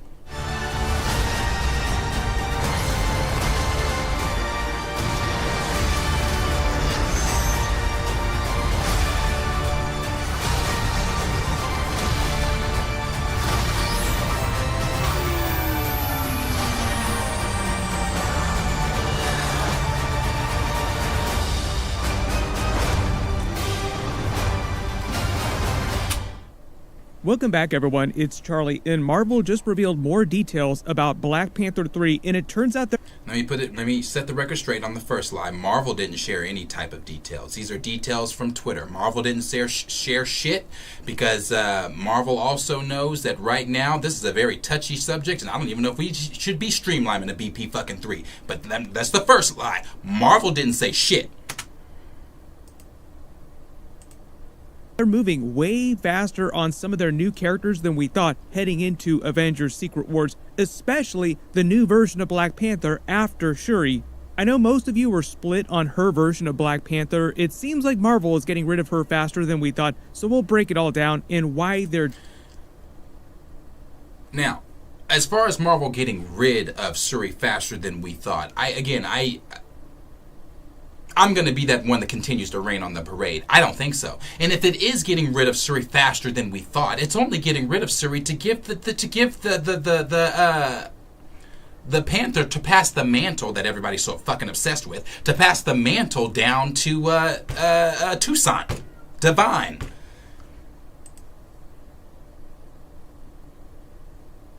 Doing this. If you're brand new to the channel, be sure to subscribe to get all the videos. There's a bunch of big stuff coming up. There's a brand new Deadpool and Wolverine trailer. It sounds like Marvel's going to release pretty soon too. And we have all the X-Men coming back in X-Men 97 episodes. Of course, I'll do videos for that too, because that also plays into what's happening during Black Panther 3.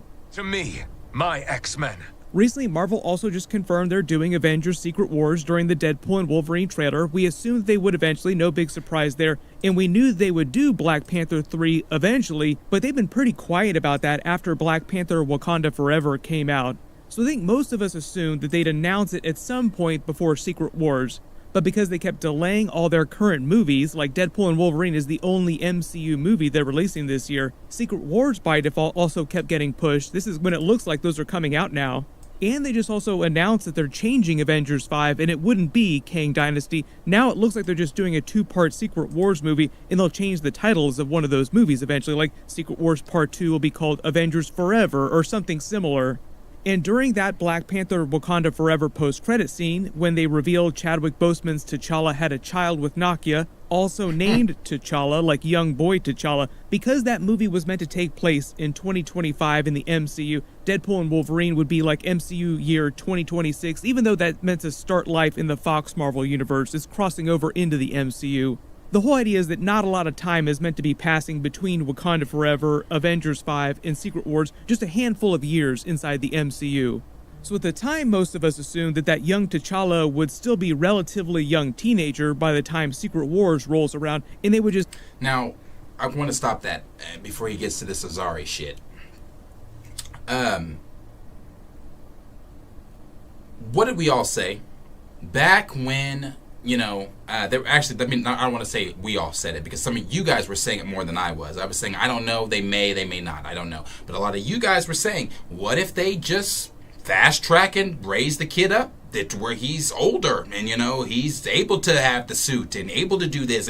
Maybe that's what they're doing. And again, but I also said, if they did do that, I also said, when we were listening to those interviews of Ryan Coogler when he was talking about, I forget that one he did so many. God, we covered so much stuff on Wakanda Forever. The one he did that it was on a podcast. It wasn't it was just a podcast interview. It was just the voices. But he was talking about how he was going to take those. He said it without saying it. He was going to take those stories and make those stories. Take the stories from T'Challa's comics, like the stories of him growing up without a... He mentioned it. Hold on. He mentions it in here. Give him some kind of Azari-based storyline from the comics in the next Avengers, where he joins a Young Avengers team, like they started setting up Young Avengers in the Marvel's post-credit scenes. What do you want? I'm putting together a team. You want it? And when I tell you this right here would be bro, I would have been on board with this if T'Challa and Storm would have had Azari. If we would have gotten T'Challa in the MCU, we would have gotten stories with T'Challa the same fucking way that we've gotten stories. We got 10 years of stories with Iron Man. We got 10 years of stories with Captain America. We've got stories. We got a whole ass trilogy of stories with the Guardians of the Galaxy. I say this all the time, and I'm going to constantly use this example. Spider-Man and Tom Holland's Spider-Man and Chadwick Boseman's T'Challa entered the MCU the exact same film, the exact same time. One went on to have 3 movies of his own. Not only 3 movies of his own, but also a handful of cameos, while the other went on to die 3 times and have no cameos. So you tell me, again, when we're sitting here watching, I would have been okay. I would have been okay with it if T'Challa would have had stories. If we would have gotten these, to go on these adventures with T'Challa. If we would have got Aurora. If Storm would have shown up. Her and T'Challa eventually having Azari. I would have been okay with Azari being a part of the Young Avengers. When if fucking Amon Benali popped up in the Wakandan throne room and said, I'm putting together a team, but T'Challa's still there with his son, I'm fine with that. But if it's just if it's this kid that hasn't learned, like, if it's this again, it's a slap in the face, bro. And I tried my best not to make it so, to play the race card. I really do. I really, really do. I try my best not to play the race card on this topic all the time, but I'm always going to play it when the hand is dealt. And the reason I say that is because, has anybody heard anything about Armor Wars? Nobody? I haven't. Has anybody heard anything about Ironheart besides it getting pushed back over and over? Not to say that we're searching for Ironheart, but has anybody heard about it besides it getting pushed back and back and back?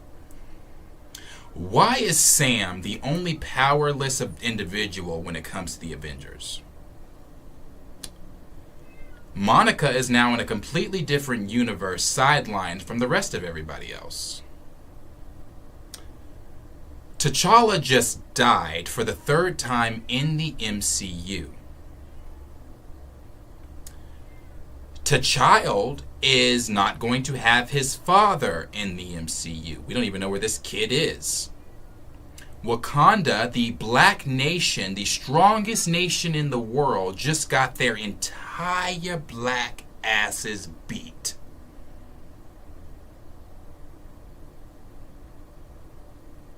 So I'm kind of asking the same questions Samuel Jackson has asked in the past. Why have none of the black heroes ever teamed up or hung out? Why are all the black heroes constantly getting sidelined?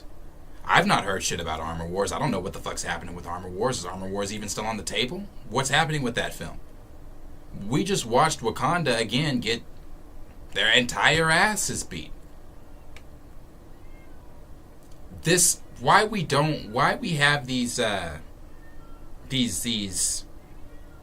storyless, these stories without T'Challa or without, again, like I said, I want to, no, never mind. We'll move to the next thing here.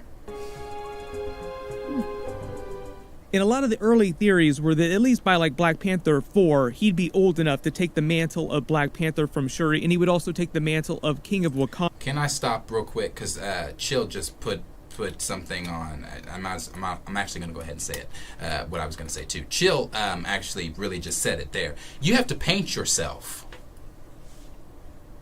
Is this thing on? You have to paint yourself in order to get the shine. You have to be like a Zoe Saldana and paint yourself green if you want that shine in the MCU like that as a black character. I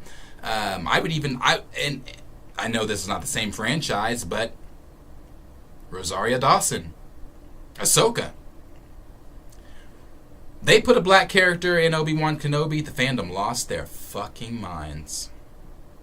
I know y'all remember that time. I know y'all remember when Obi-Wan came out. And it wasn't so much that she was black. It wasn't. I don't want to just say that she was black. That wasn't the reason. I didn't like the character either. But when Moses Ingram was receiving all those messages from all those fans calling her a nigga, telling her that you're black, you're not gonna. She remembers she screenshot a lot of this stuff and posted on her story. I know y'all remember. And said that you're black, you're not going to make it in Star Wars. Black people don't survive, and all the stuff, all the hateful ass shit that was being said. It's the same reason. You don't see black characters in fantasy and fiction and things like that unless it's that either token, painted, gonna die, all of that. But he made a good point with the Zoe Saldana thing. Zoe Saldana is obviously African American. She's black, but in the MCU, she's only she gets the shine she gets because she's colored or she's painted. She's not her skin, her blackness is not showing. It's an interesting conversation. Again, a conversation for a wider conversation for a whole that could be dedicated to for a whole time. But it happens. It's happening. Wakanda from M'Baku in that movie would serve as a restoration of sorts, with the T'Challa Black Panther sitting on the throne of Wakanda for like the next 20 to 30 years or however long the actor stayed in the MCU. But now, according to reports, the plot of Black Panther 3 still coming before that final Secret Wars movie, whatever they wind up calling that. And during the movie, Shuri is meant to pass the mantle of Black Panther down to T'Challa's son, and he'll become the new Black Panther. The synopsis just says pass the mantle down to the son of a king, but that's clearly a reference to T'Challa's son here, and the villain of the movie is just listed as her greatest enemies in the comics, which pays off a long-running fan theory too, I'll talk about in a second. Okay, the fan theory he's talking about is Doctor Doom.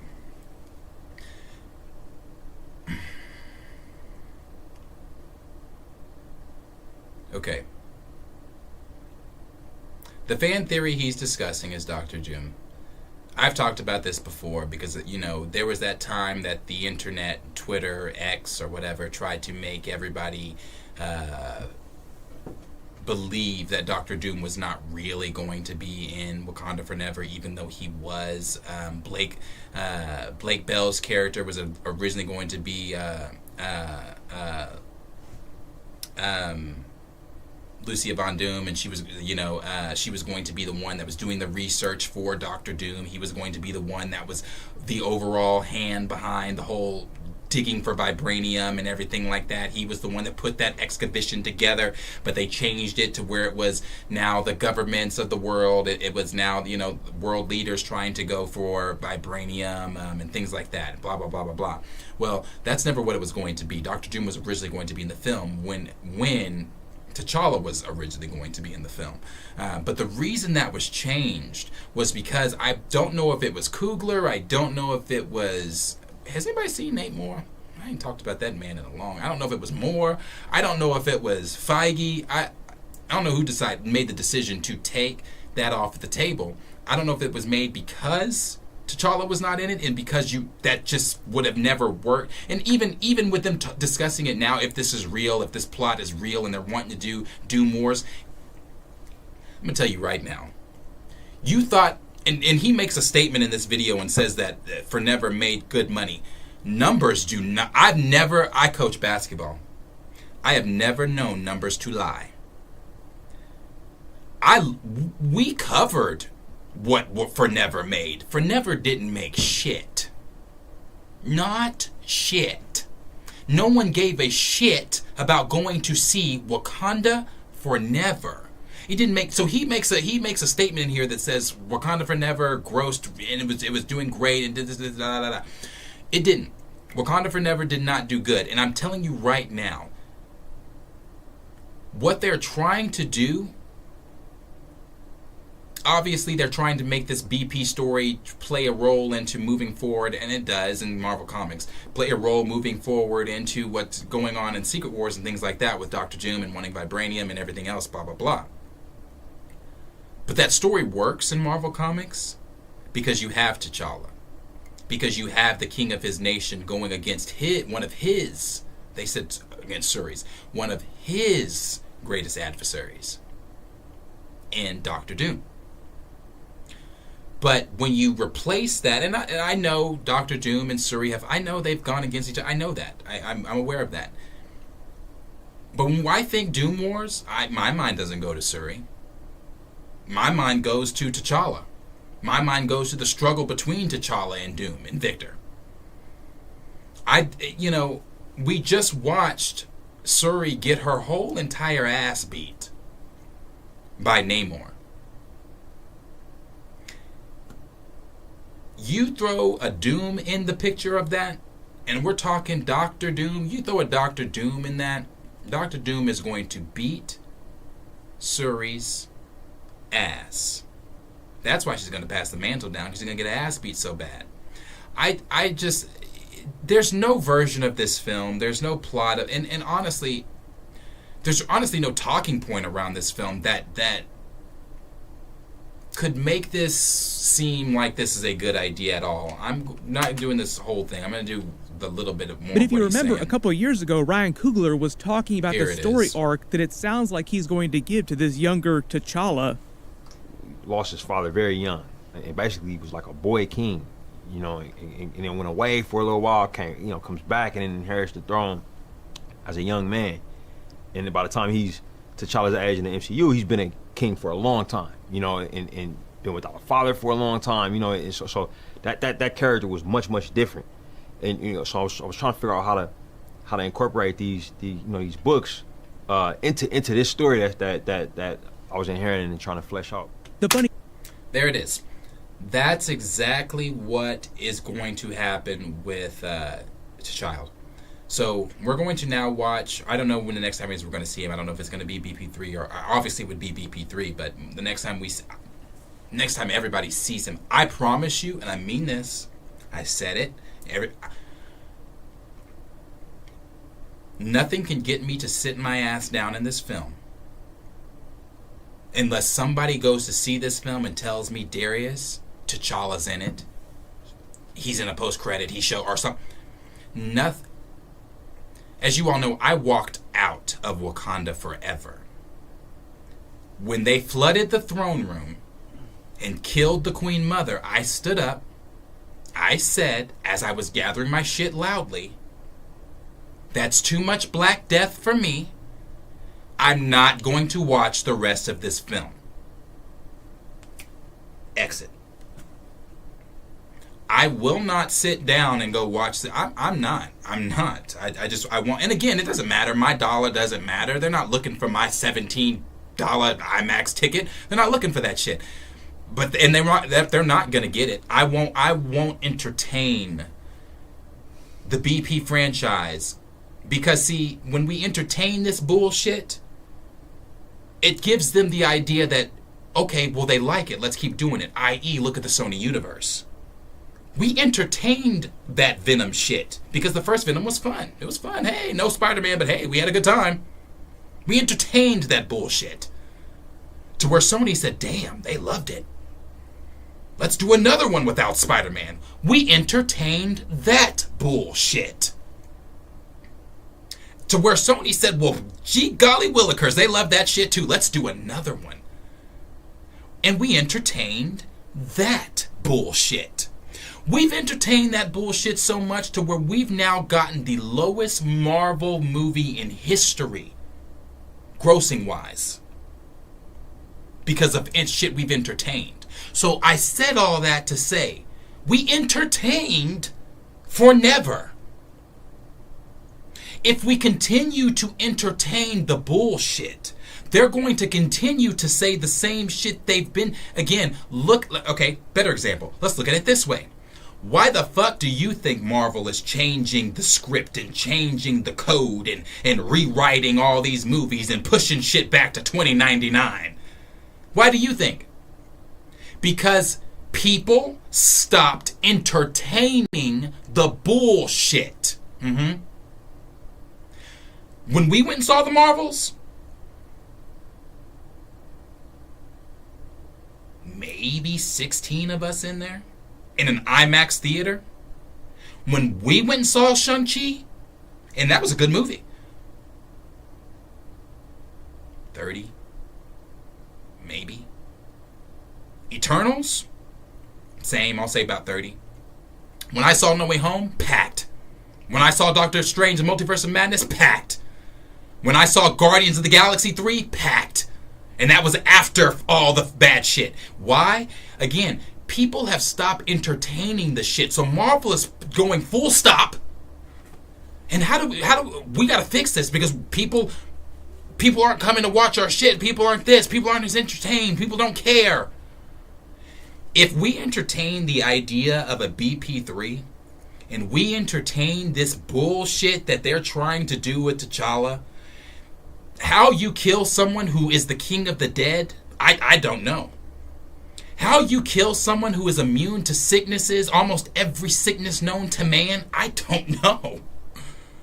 How you kill someone who has cures to all these illnesses. Cancer's not a thing in Wakanda. Sickness like that is not a thing in Wakanda. I'll never know. I'll never know. But again, we entertain that shit.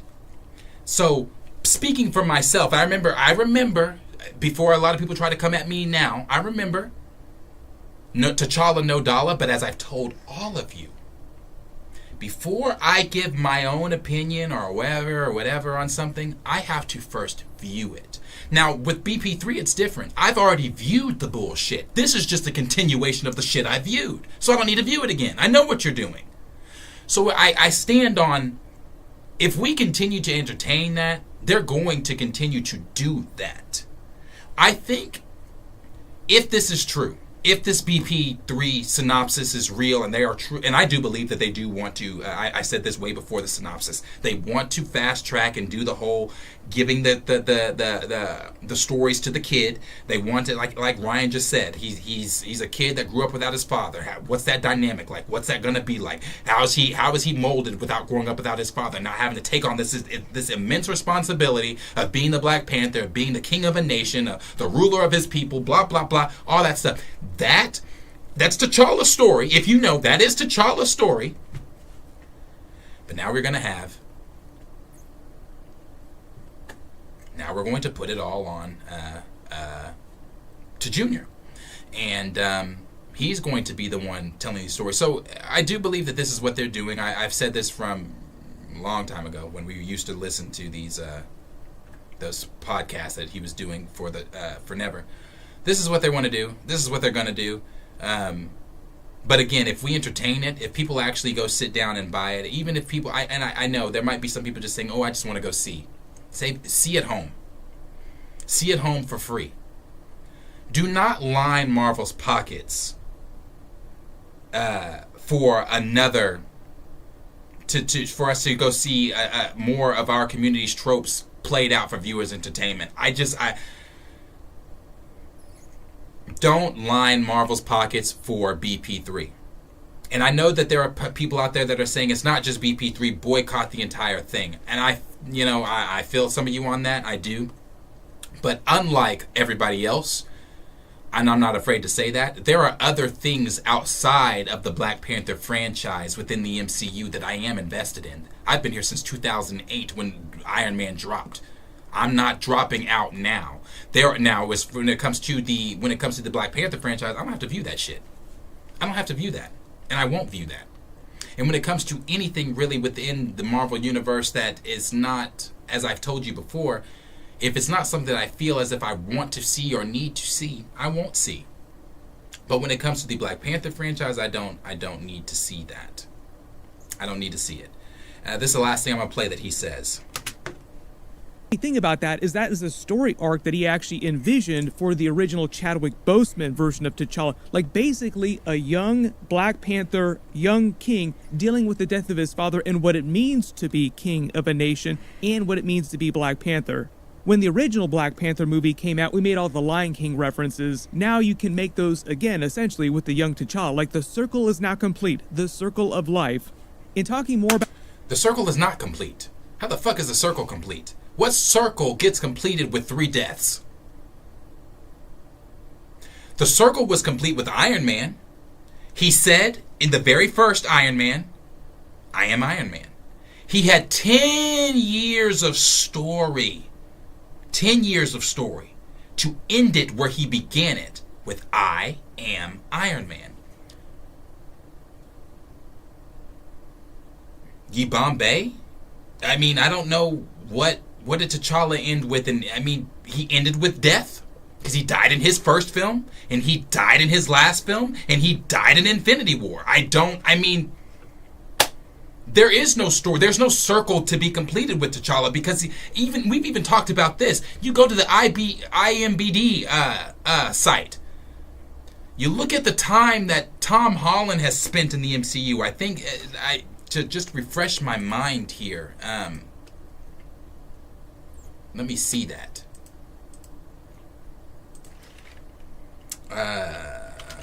Marvel cast. Yeah. I couldn't remember what it was called.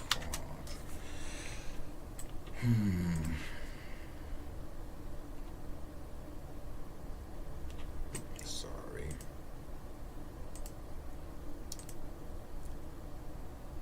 What is it that we would type in? There it is. Open. Okay. Tom, again, who I mentioned entered the MCU the exact same time as Chadwick Boseman's T'Challa, has been in 5 MCU films, and this might not be up to date. Let me think. No Way Home, or all 3 of his. Infinity War. Oh, no, Endgame, 5. Okay, so he's been in 5. 5 MCU films. So in the 5 MCU films that Tom Holland has been in, he has been in 2 hours and 42 minutes and 30 seconds of the MCU.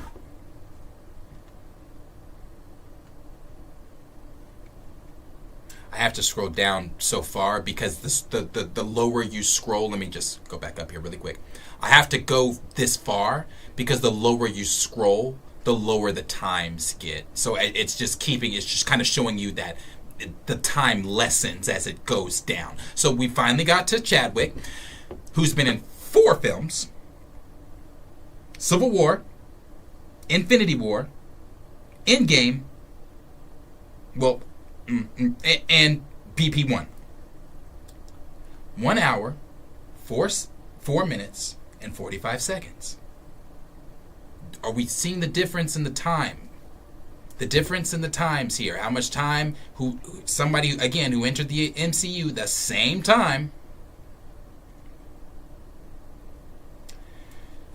So when you're looking at these times and you're looking at, we're seeing how T'Challa just never, this circle that was complete, I'm not sure what circle he was, it was an obscure circle if it was. I'm not sure what circle he was looking at that got completed, but there was no circle for T'Challa that's been completed in the MCU, besides death. Besides death. That's the only circle that's been completed. About the movie's villains, for the most part, Shuri's greatest enemies that they're listing here are Killmonger, who they've already changed the plot for a lot in the MCU. He's probably coming back too. I'll talk about him in a second. There's Claw, who's already dead. Namor, who they already did in Wakanda Forever. And the greatest villain of hers that they haven't done yet in the MCU is Doctor Doom. So there's a real good chance that they finally pay off all the Doom War Easter eggs from Black Panther, Wakanda Forever, and the other parts of the MCU the last couple of years. A big part of Wakanda Forever was setting up the whole idea that the rest of the world was coming for Wakanda to take their vibranium. Val, President Thunderbolt Ross will be trying to claim Tiamat in their resources found on the dead Celestial. See, this is how you also, well, it's all rumors and leaks. I don't want to say that. I was going to say this is how you also don't know what he doesn't know what he's talking about either, because the Tiamat Island stuff. But it's all rumors and leaks, so the Tiamat Island thing could be real, could not be real. I don't know. Still during Captain America 4. That's supposed to be where adamantium is found. Also, during Wakanda Forever, Val kept talking to the government about them wanting all the vibranium. That was when President Ritson was still leading America. So even before Thunderbolt Ross becomes president of the United States, the previous U.S. president wants all of Wakanda's vibranium.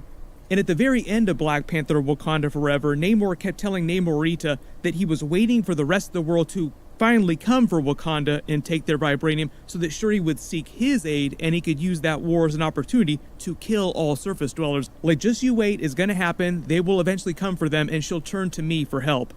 So they really wanted to play up this whole Doom War storyline. Doctor Doom, for instance, was originally meant to be the secret person behind the expedition at the beginning of that movie, searching for the underwater vibranium. Lake Bell's character was originally meant to be Lucia von Barda from Latveria, who works for Doctor Doom in the comics. Marvel also revealed that they've been talking about introducing the Doctor Doom character to the MCU since their big story Retreat last year, and they've been hyping him up in the Deadpool and Wolverine trailer. We're also supposed to see him at the very end of the new Fantastic Four movie, which takes place in the 1960s, which was just announced. They won't actually cast that new Doctor Doom actor until the very end of filming that movie because he's only going to appear briefly at the end of the film. I believe that Galactus is going to be a much bigger antagonist than, say, like Doctor Doom. Like, they're not going to do the exact same storyline from the original Fantastic Four movies. But we've been talking about them trying to hype up Doctor Doom in the MCU and get people generally to just care about the character if they're going to use him so prominently in Secret Wars. The whole idea is that you have to use him a bunch of times in a bunch of movies in order to get people to really care about him. It makes sense that they want to do that. They make him one of the biggest antagonists in one of their biggest upcoming movies before Secret Wars. And if you think about what happened with Black Panther Wakanda Forever, they lost Chadwick Boseman, R.I.P. The general response on Wakanda Forever was kind of mixed, but the movie still did gangbusters financially. So imagine how much money Black Panther 3 would make. Bruh, I have not seen this fight since I sat down in the theater. And it's still underwhelming. I have not seen this fight since then. Wow. If they do, Doctor Doom and the new T'Challa became Black Panther during that film. Easily over $1 billion. I know there are a lot of people out there that were calling for Marvel to recast T'Challa, like bring us a version of T'Challa. They kind of did that in giving us his... Bruh, when are we gonna stop pretending that that is the same fucking thing? When are we gonna stop insulting our motherfucking intelligence? Every single time somebody says, but they did recast him. No, don't insult my intelligence and stop trying to be fucking condescending. You know good damn well that's not a recast. That is not a recast. Stop saying just because that they got the child in there that was the recast you all were that's not the recast we wanted. That ain't a recast. So, but they kinda did. No, they kinda didn't. They didn't do it at all. There was no kinda in it. They did not recast T'Challa. There is no recast. That is a new fucking character. That's not T'Challa. That's a new character. You can't recast a character who has never existed before in the MCU. That character is a brand new character. Since they never existed, hence you can't recast. That is the same fucking... It's not the same fucking character. That's a different character. So, if that is a different character, that is why we are saying recast T'Challa. You're not having these problems that you're having if you just recast him. And as I've said before, some people agreed with this, some people didn't. The entire cast needs to go. It's not just recasting of T'Challa. You need to recast T'Challa. You need to recast Shuri. You need to recast M'Baku. You need to recast Denai. You need to recast Wakanda. Everybody has to go. I've said this before. Everyone has to go. There is no recast if you don't recast everyone. Everyone has to go. Why does everyone have to go? The reason everyone has to go is because every actor that is a part of the Black Panther franchise in the MCU is still personally attached to Chadwick Boseman. Why? They're still personally attached to Chadwick because they spent time with Chad. And I want to choose my words carefully when I say it this way, but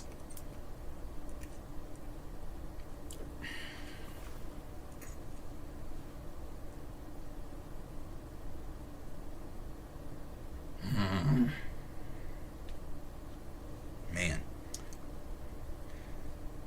To that I even say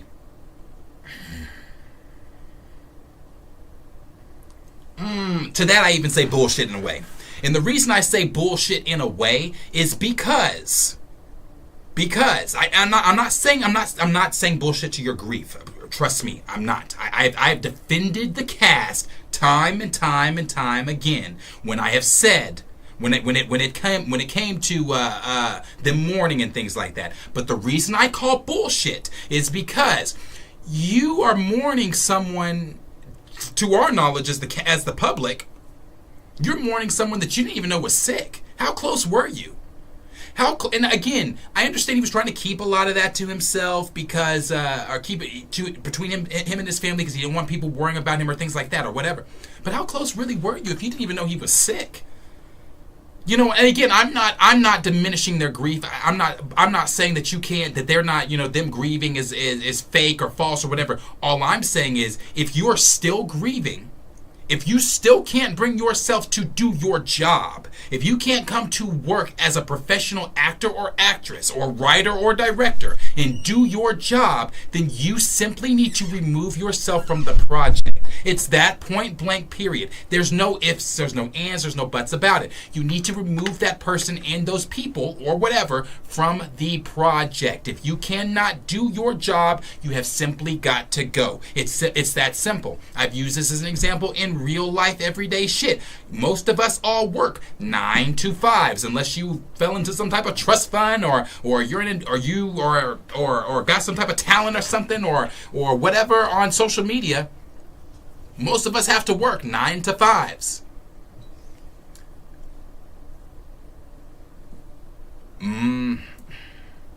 Okay, I'll use a real life example for me. You all know this. I've already shared this with you. I've shared this with you. This was one of the reasons why I thought Wakanda Forever was so unnecessary, because it hit too close to home for a lot of us. During the time of Wakanda Forever, a few months before, that previous summer, I had lost one of my basketball boys. I had lost one of my basketball boys 2 summers before that summer. I had lost one of my basketball boys. He had passed. He passed away while he was in Miami, and while being in Miami, was crossing the street to go get food from his hotel, and was struck and killed by a car. Ran him over. At the time, it was too close to home. I'd been dealing with grief in my own personal life to where I did not need to go sit down in a fictional film where I'm supposed to escape the realisms of life and be able to immerse myself in this fiction and love and forget all my outside world problems. But instead, they were enhanced because I sat through a funeral after just sitting through a funeral a couple months back. Is it fucking clicking why we were saying the shit we're saying? But anyway, I'm saying all that to say, once we sat down and watched Black Panther, or Black Panther 2, I'm trying to actually pull myself back. With me, after I watched Black Panther 2 and sitting there and reliving the grief and everything like that, for me, it was too real because I found out that my player had passed at work. One of my boys that was on the team with him called me and said, Coach, have you talked to blah blah? I haven't. What's going on? They let me in. At work, I left. I left work in tears. I left work talking to my boss, telling I gotta go, blah blah blah blah. Now, after that,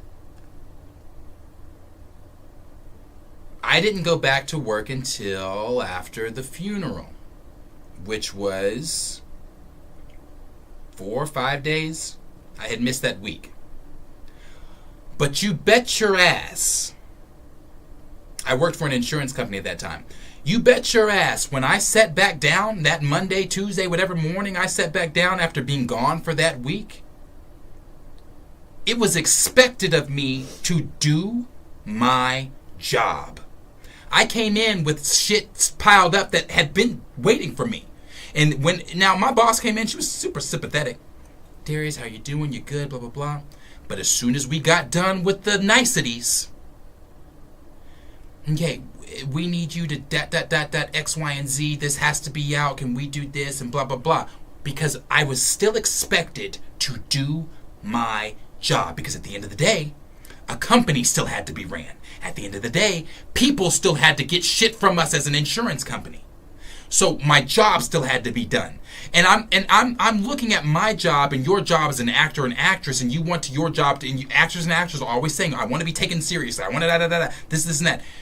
That comes with being taken seriously as an actor and actress. Being able to put your personal life, your personal feelings, all that shit to the side, and be able to muster up whatever it is that makes you that great actor or actress, and be able to look at those lines, look at that role, crush that shit, and then pick up all your problems and shit on the way back out the door. That's not me being not having empathy or being not being sympathetic to that's not that. That's me simply saying a job has to be done. So they all have to go. Every single one of them have to go. The last thing he said. So they're not doing exactly what people were asking for, but it's pretty close to that idea. Not. Like, here's your new version of T'Challa. He's not quite old enough yet, but he'll get there. turns out they're just moving a little bit faster on aging him up. And that Doom War storyline we keep referring to is exactly what it sounds like. During an era in the comics when Shuri had taken the mantle of Black Panther from T'Challa, he was still alive, he was still around, he just gave the mantle to Shuri. Dr. Doom essentially attacks Wakanda with his army with the intention of stealing all its vibranium so he can upgrade his technology, his Doombots, his own armor.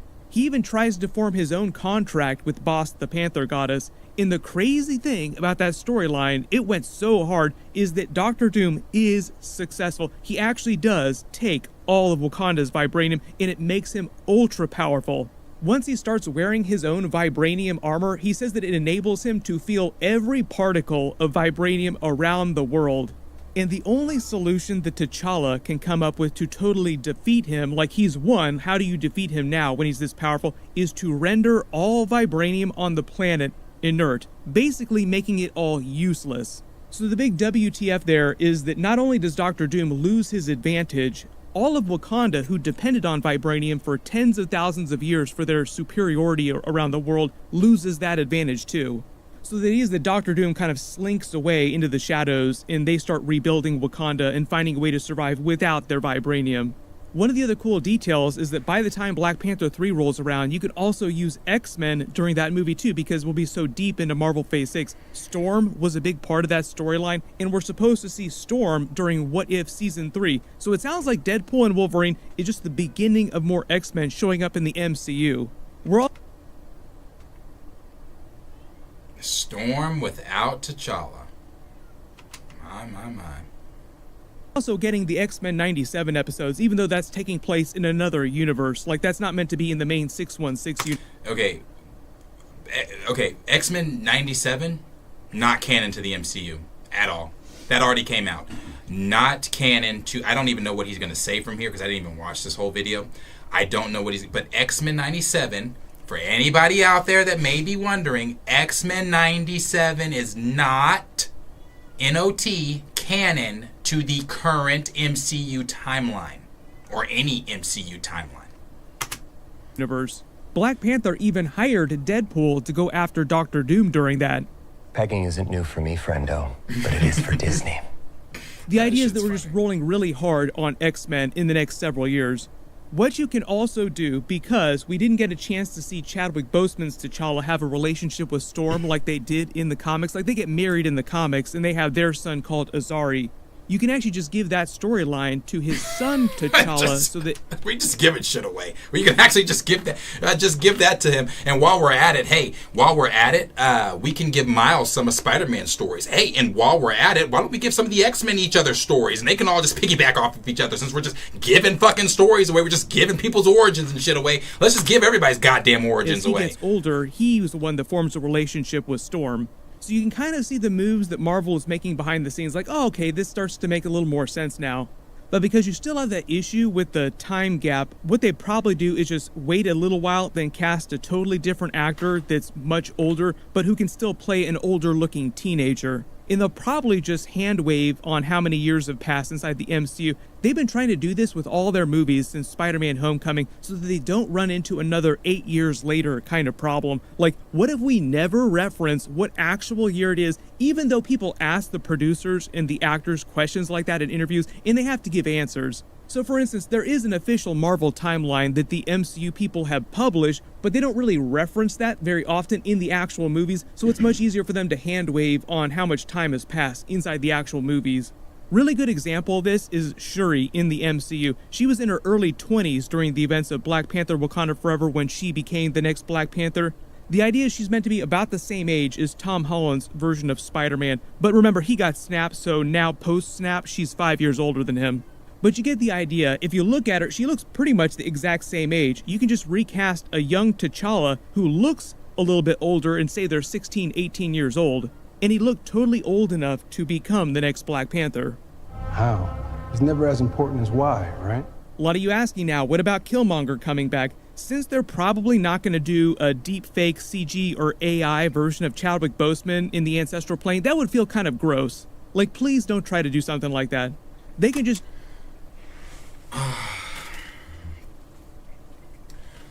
I agree. It would be gross. I don't want to see a CGI'd version of Chadwick Boseman.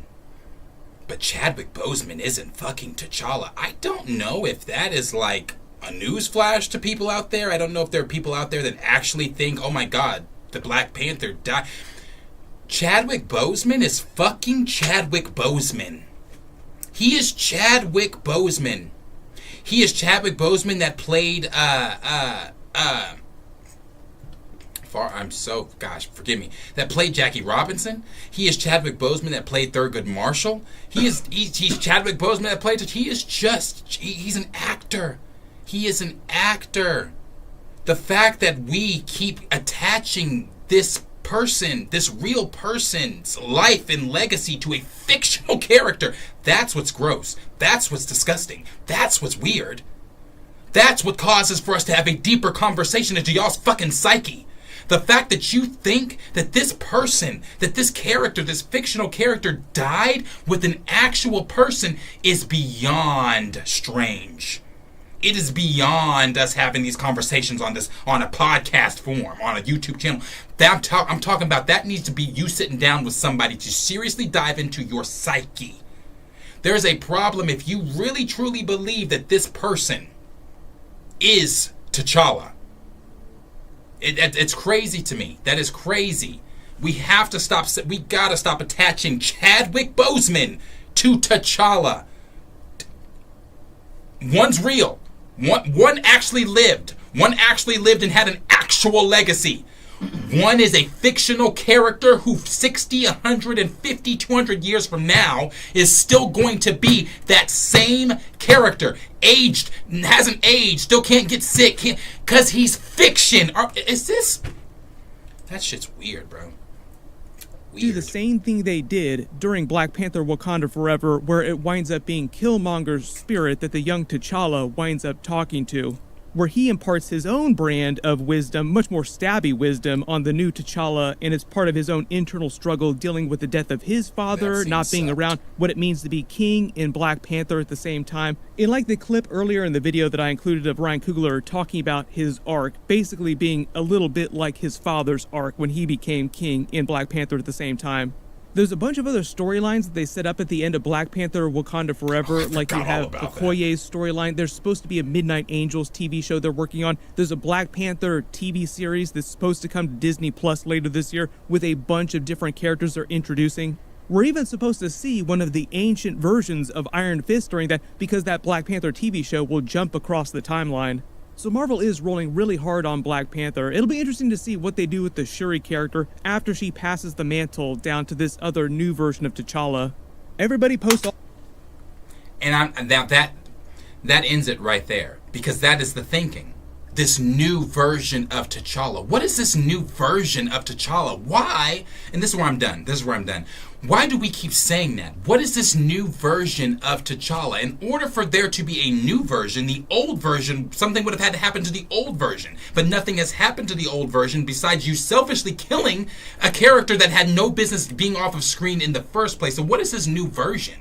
What do you mean? So what makes this new version so much better than the original version? Since we're getting a new version, I'm expecting, just like with an iPhone each year, there's upgrades. There's something different than this from this version than the previous original version. So what separates this new T'Challa from the OG T'Challa? What makes me want to say that this is my T'Challa over the fact that the original T'Challa is the only T'Challa? I'm not understanding. I never finished this video, so that was my first time ever hearing him say that, this new version of T'Challa. I don't know what new version of T'Challa I guess I missed out on, or I guess I missed that release. I didn't know the new T'Challa dropped, so I didn't know that. But I guess we got this new T'Challa, and the new T'Challa, as I've been saying since Forever, I was saying it during the campaigning for the promotioning for Forever that Marvel was doing. I said it after Forever. I've been saying it ever since Forever. There's your T'Challa. You got him. You got him. Actually, this is really the last thing I am saying. If you remember, for those of you that were here, right before we went and saw Forever, that previous night, someone had sent me the post-credit scene from from Wakanda Forever. And in that post-credit scene, it is what we all, where she's introduced to Toussaint and told that I'm T'Challa Jr. or whatever the fuck I don't remember what he said. Or, did he say my name's T'Challa? I think he said my name's T'Challa. After I had seen that post-credit scene that night prior, if you guys remember, I came on and said, I now don't have to go see this movie. I've seen what I needed to see. And what I needed to see was that they are truly replacing T'Challa with this kid. I said it then. It's the same thing now. Thank you again, Stephen, for another super chat. I really do appreciate that. I said it then, and I'm saying it now. The kid is simply going to take on the role of of T'Challa. So the recast doesn't need to stop. I'm not saying stop the hashtag. I'm not saying stop the work. I'm not saying stop, putting that out there or whatever. Because I'm not. But what I'm saying is, it's falling on. What we're saying is just going to continue. And again, I'm not trying to rain on parades. I stand strong with the recast movement. I shouldn't have to explain that. But one thing that I really, really, truly am, and this is in every aspect of my life, it's a realist. I look at things as they are. I don't look at. I like to. Of course, I'm a dreamer. I'm a hoper, and like everybody else, I dream and I want things too. But I am a realist. I look at the here, I look at the now, and I look at how shit is playing out. And in my humble opinion, from what I'm viewing from my side of the fence is telling me, don't get your hopes up for seeing T'Challa. You're going to see him, but it ain't going to be in the form that you want to see him in. If you ever want to see T'Challa again, you have to go watch BP1. You have to go watch Infinity War. You have to go watch Endgame for the little bit of time that he's in that. You do not get to watch him in any other form moving forward in this future. If you want to see T'Challa, it's going to be in old formats. It's going to be in comic books. It's going to be pre-Chadwick Boseman's death. Anything after that is not going to be T'Challa that you are used to. It's going to be TJ Jr., who is going to carry on the stories of his father from the comics and everything else. All the stories that they wanted to do with T'Challa, it's going to the kid. Everything is going to just be placed on the kid. So don't get your hopes up for a T'Challa Secret Wars. I'm not. I know I entertained the idea a couple weeks back and things like, oh, we might, maybe. No. I don't think so. I do not think so. I don't think so. Why don't I think so? Because of the reasons that I stood on and I've been standing on from beginning. Marvel is still standing on the fucking hill that they're going to die on with T'Challa. They have dug a hole so fucking deep that they're not interested in trying to undig themselves out of this hole. There's no way. The only way to dig themselves out of this hole is to give us what we've been saying, and that is to recast T'Challa, but they're not going to do that. Because in their minds, a recast was done with when they casted Divine to be T'Challa. That was their recast. So you're never going to get a recast. He's not going to be in Secret Wars. He's not going to be in Avengers 5. He's not going to be in anything in the MCU moving forward, unless it's in the form of Toussaint. And I'm on that hill. And if I'm wrong, if I'm ever wrong, if this ever comes out and maybe T'Challa shows up in Secret Wars, or maybe they bring in a T'Challa from another universe and he stays and he's the main T'Challa now, or maybe they do. If they do that, I will get on here and say, you know what? Forgive me. I was fucking wrong. I'm glad I was wrong. I'm so glad that they brought in this new T'Challa and I'm on board with it. But that's not going to happen. That's not the reality of it. That's not what Marvel wants to do. Marvel has dug a hole. Marvel has invested. Marvel has invested in the current cast. And since the current cast can't seem to get to move on to work without Chadwick Boseman being present, Marvel's going to do what they've got to do to keep their current BP cast, to keep their current T'Challa that's cast, and to keep their current stories that they want to tell. They don't give a fuck about what you're saying. They don't give a fuck about what I'm saying. They don't give a fuck about the hashtag. They don't give a fuck about us saying recast T'Challa. They entertained it. E-Man already interviewed Nate Moore. We all know how that went. They're not going to say shit else about it. They're done. They don't care. They're not even going to acknowledge the hashtag ever again. Marvel Studios themselves, I guarantee you, Marvel Studios themselves will never, ever, ever pay attention to the hashtag recast T'Challa again. They entertained it when E-Man did his interview. That was it. You're not getting another T'Challa. That's just simply it. And I'm not saying that to rain on parades. I'm not saying that to make anybody feel bad. I'm not saying that to start arguments. I'm saying that simply from my point of view, my vantage point, my side of the fence, what I'm seeing. And what I'm seeing does not point to a future of T'Challa being back in the MCU. It doesn't. If this Black Panther 3 shit is real, and this is what they want to do, and they are actually going to do aging him up and make... then the proof's there. It's lined out. This is what they're doing. So they don't care. We're gonna continue to do everything that we've got to do as far as like spreading the recast hashtag and everything like that. But they don't care. They don't care. That's why they're scratching their heads now, trying to figure out what the fuck to do. They don't care. And thank you, Stephen, for that. Where he said, I've never seen Wakanda. I don't need to, man, and I never will. And you know what? And I don't blame you. I do not blame you. I've seen it once, and I promise you, I will never, ever watch that movie again. I told you I was doing an MCU journey with some friends that had, weren't caught up in the MCU. When we got to that, normally when we get to a film that I just don't want to watch with them, like when we got to Black Widow.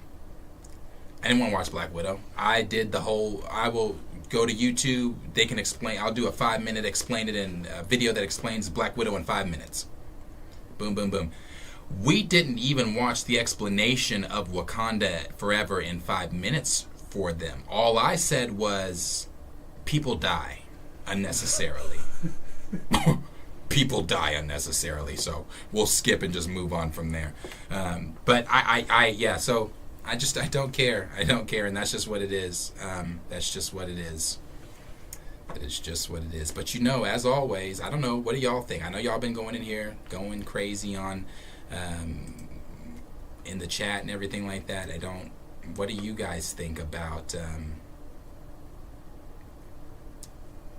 what they're doing with Black Panther 3? Yeah, let's see some of these here. Let me take this damn poll off. 36% said no, 64% said yes.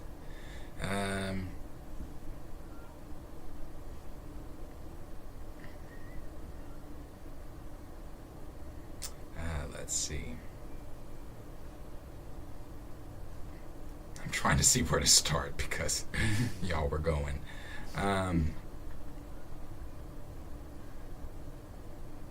We'll start with the Lawrence report. Said Kevin Feige, and if y'all want T'Challa, y'all just gonna have to accept Kid T'Challa. LOL SMH. That's it. That is it.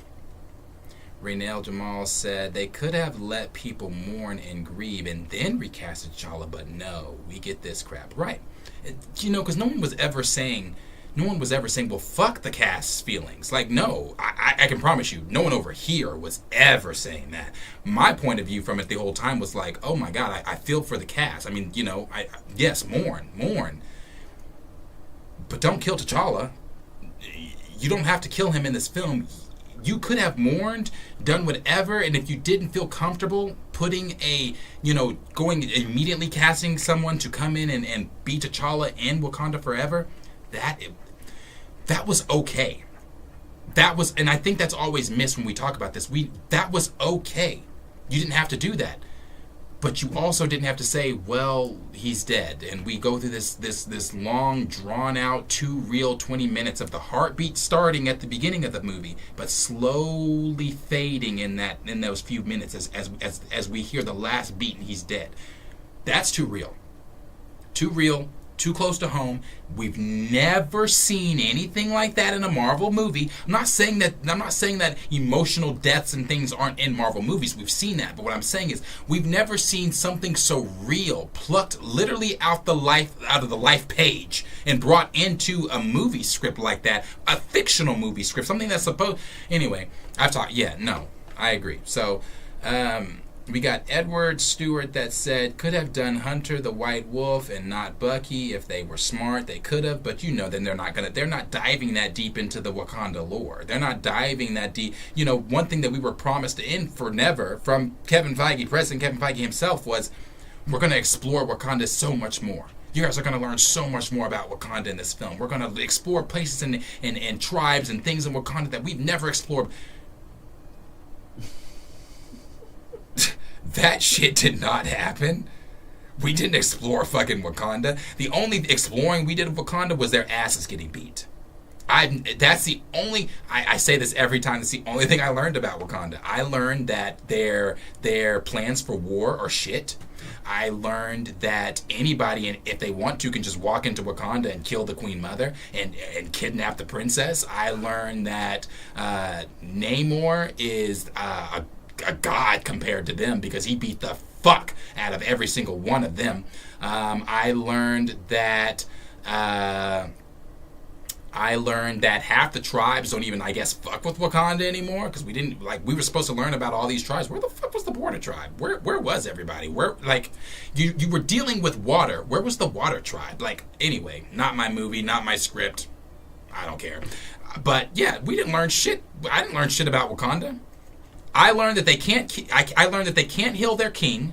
I learned that they're incapable of protecting their nation. I learned that they're not as formidable as we once thought they were. I learned that their war patterns are fucking shit. I learned that they took the fight to the water where their enemy lived in the water, and their enemy is the most strongest in the water. So they decided, hey, let's fight them in the water.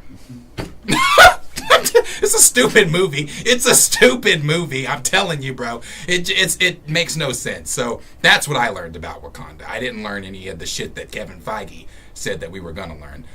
Raymond said, I haven't seen the movie since the theater. I've only watched Angela Bassett's clip from the film online. That's it. SB Flash said, stop saying that. Right. I know exactly what you're talking about. The whole, he is the recast. You've got the recast. Rashad said, stop it. That's not T'Challa. Right. Andre said, one of my favorites of the anti-recasters. Yeah, that's their bullet in the chamber. That, at least they think. That's their bullet in the chamber. When you're done arguing with them, they'll be like, boom, there was a recast. He's already been recast. I'm telling you, that's their favorite fucking ammunition to use. He's already been recast. Connoisseur Triple U said, no kinda about it. D Stizzle said, full stop, do not pass go, do not collect 200. Xavier said, it's a smack in the face when they say that.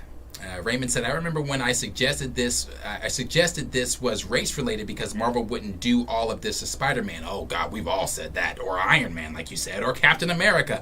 And famous Canadian YouTuber said it was dangerous to even say. Who? Who's the famous Canadian YouTuber? John!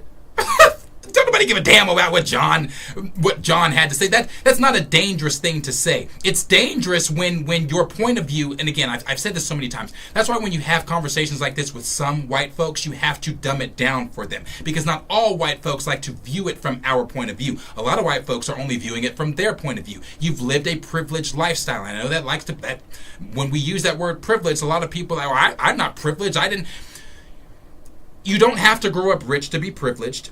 Your skin color simply gives you that privilege. That your skin color gives you that privilege. Where you have the privilege of being able to walk in a store and not being followed, I don't have that privilege. Where you have the privilege of being able to run at night in a nice neighborhood just because you want to exercise, I don't have that privilege. Where you have the privilege of driving a nice vehicle and stopping at a red light or whatever, I don't have that privilege. So when we say your privilege sees things from a different point of view than us, that's what we're talking about. So when you say things like that to John fucking Campia, when John sees that, he's reading that from a place of privilege. I'm reading that literally from within my home studio. Within my home studio, which he worked for and everything like that. I'm not diminishing that. He worked for that shit, of course. But he's viewing a race topic from his privileged white seat.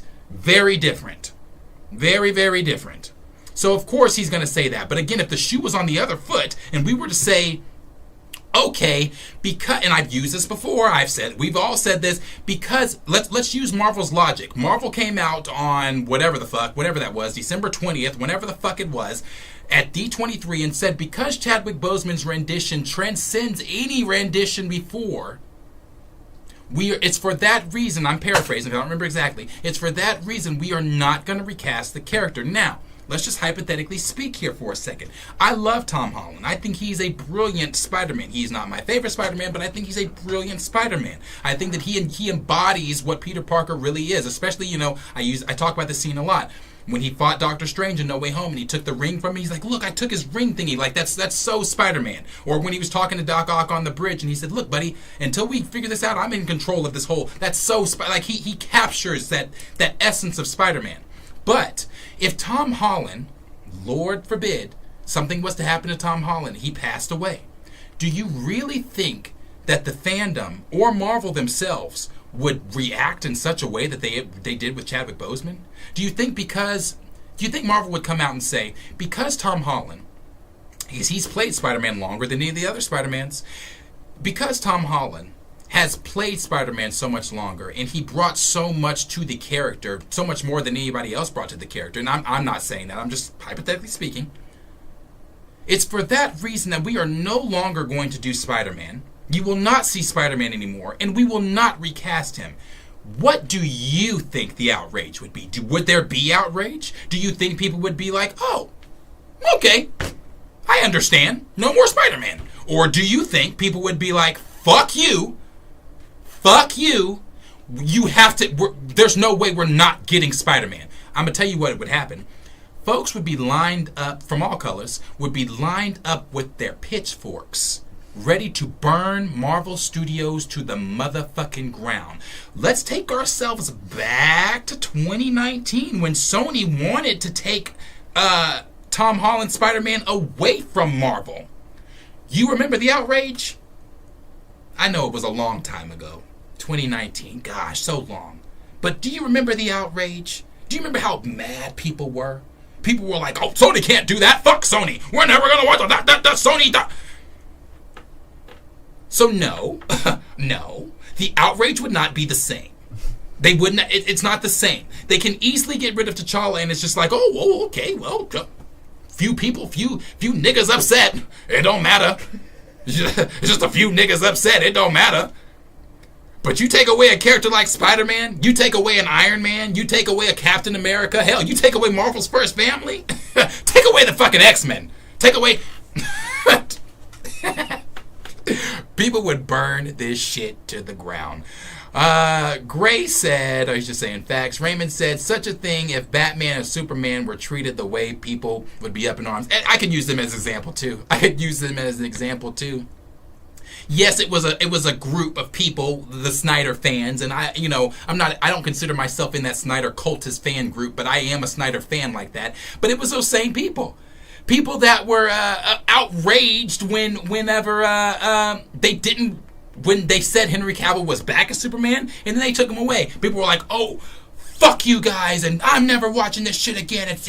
Henry Cavill is Superman. I remember I did a stream the day that they made that decision. I said I was right. The outrage is not the same. It's not the same. Where we're told shut the fuck up, it's a recast. When you don't get your white, blue-eyed, blonde-haired character, everybody loses their minds. It's not the same. It's not the same.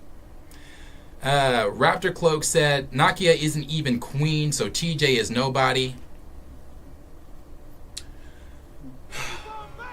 Thank you so much for that super chat. Who'd that come from? Reese, I will get to that in just a second. Thank you so much. Raynell Jamal said, how about they kill Shuri like they did in the comics and let her be trapped in the afterlife for a while? The Jinx said, they basically killed that Namor interest. Yeah. And you know what? Namor would have, and I will still say this, and you guys know me, I'm going to give credit where credit's due. I still like that scene with Namor, the rest of the, what are they? what did they make them in the MCU? Where are they from? Talaconians, or whatever the fuck they are. Wherever the fuck they're from. When they were doing that siren call in the water, making all the crew members, that shit was... That was dope. That was pretty dope. But what would have been really dope is if I would have seen Namor fighting T'Challa. That just watching the clips of that fight in the emergency everything is awesome video or whatever the fuck it is, it had no, I didn't like it. I didn't like it at all. Let's see.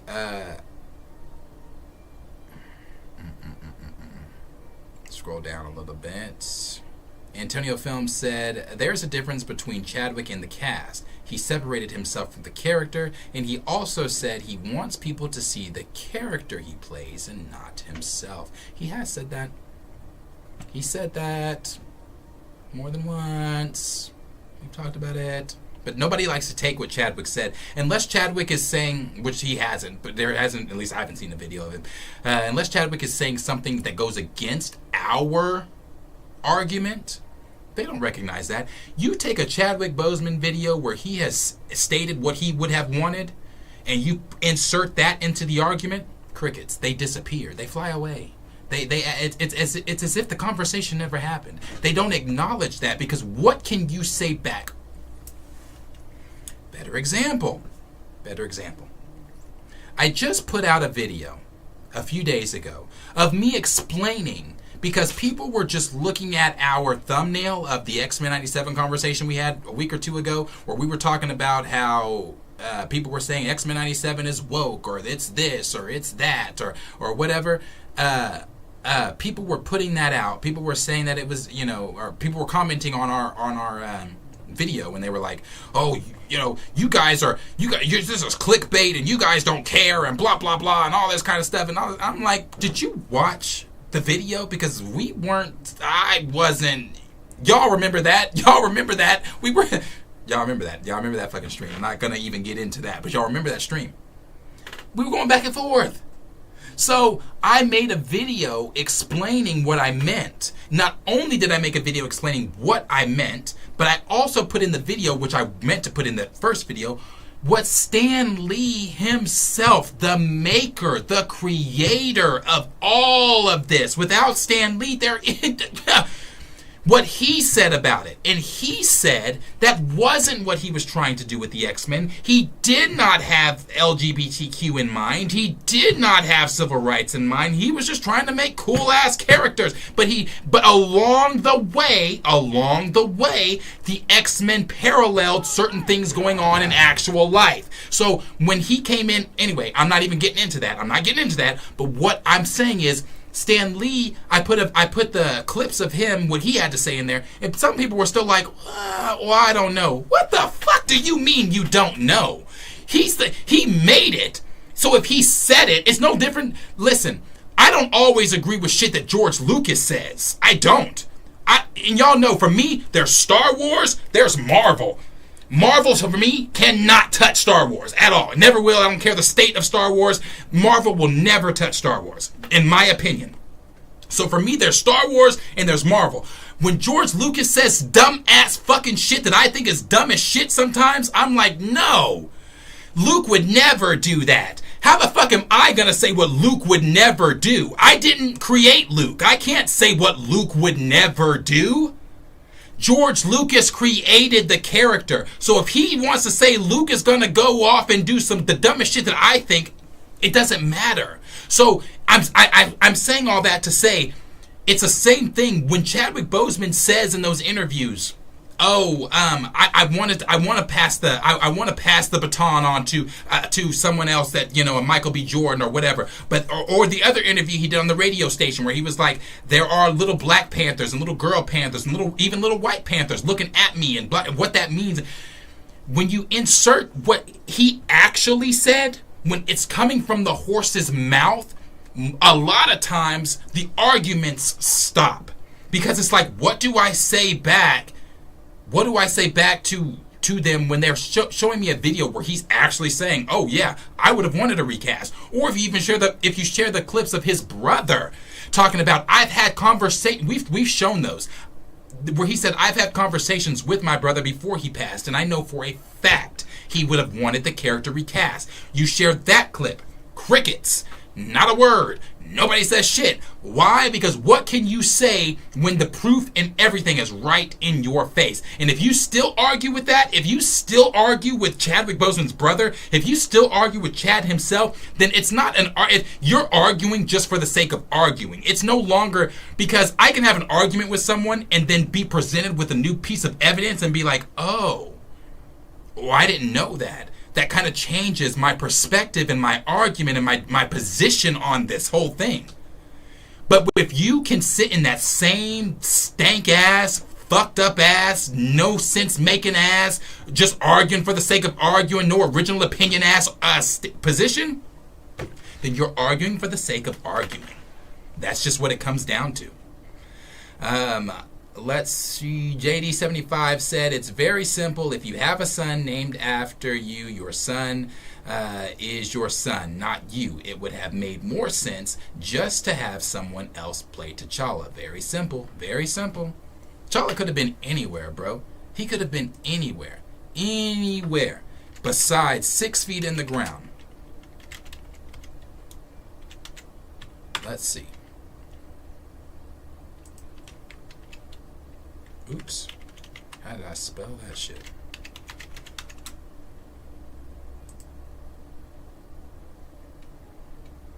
Let me see really quick.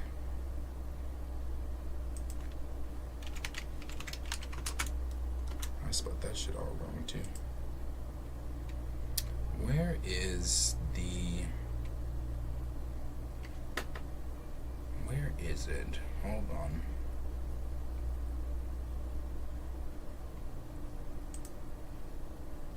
I need to get to those supers down there. I can't find it. Let me get to this really quick. These supers. Okay. So Reese, thank you for that super chat. It really means a lot. Reese said, I never watch Marvel and never watching unless they fix it. But selfish bullies stay mean. Thank you, Darius, for keep saying the truth from Reese. Thank you, Reese. It really means a lot. Brian, with another super chat, I really do appreciate that, said, if Marvel keeps this nonsense up, it will continue to flop. The Marvel and Madam Web type flops will be the future. Oh yeah. Because people, again, it's that thing of people getting sick of not, wanting to watch or giving a damn about shit that we just simply don't care about.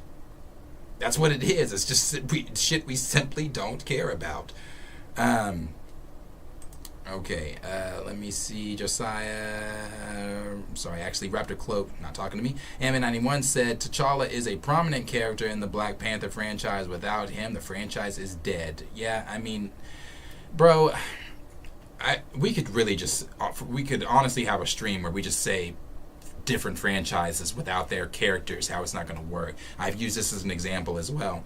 Look at what's currently going on with the Pirates of the Caribbean franchise. They're trying to revive the Pirates of the Caribbean franchise, but they're trying to do it without Johnny Depp. That's why it keeps failing. You cannot do Pirates without Jack. I don't get that. Like, why is that hard to...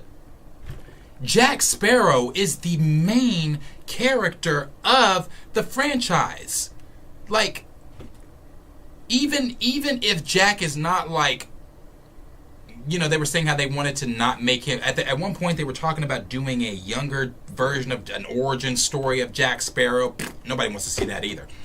No one wants to see that. Like, it's another example. I mean, I could go on and on. The Titanic without the ship. Why would we just go watch people floating in the fucking water? There has to be a point for you watching the Titanic, right? The boat, right? The boat has to sink for there to be a movie, right? So without the boat, there's no movie, correct? It's just motherfuckers floating in the water. I mean, what's next? Who's another one? I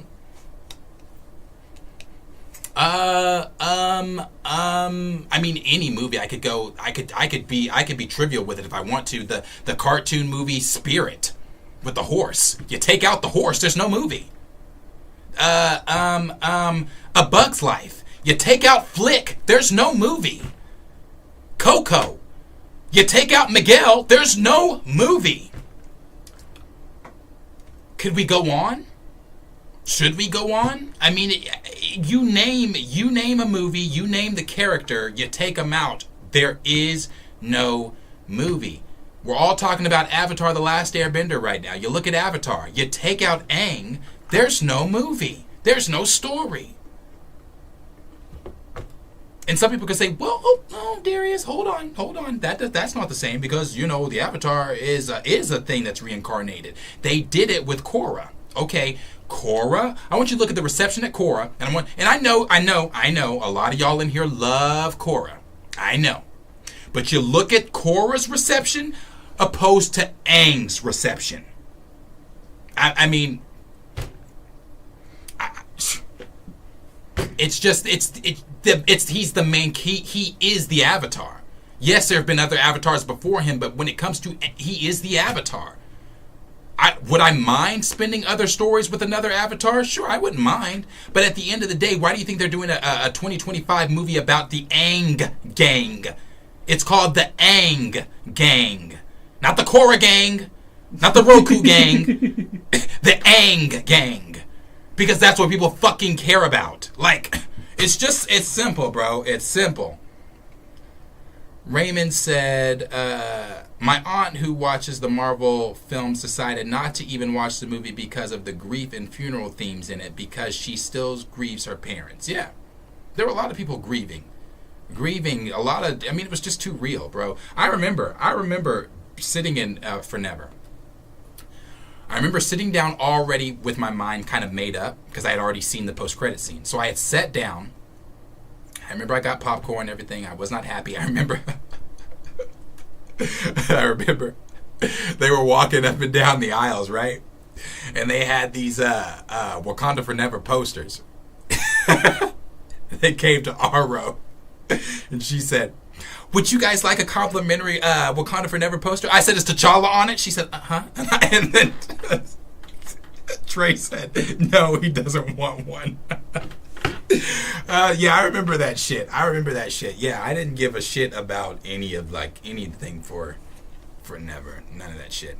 And there's too many people people were grieving. It was too close to home. Like I said, I remember sitting down in the theater with popcorn and everything before, and right as the movie started, you know, it's a different Marvel opening than any other Marvel opening. It's silent. It's not the dun dun dun dun dun dun. It's very silent. It's silent, and you could hear a pin drop in the theater. That's how it was. It was silent. It was so quiet in there. You could hear a pin drop.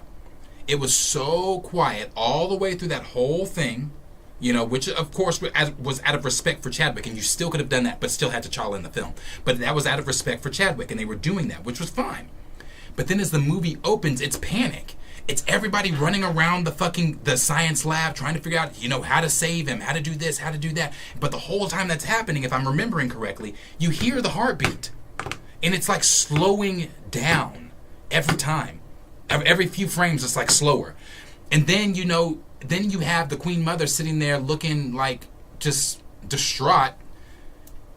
And then they say he's dead. And then they have the whole funeral.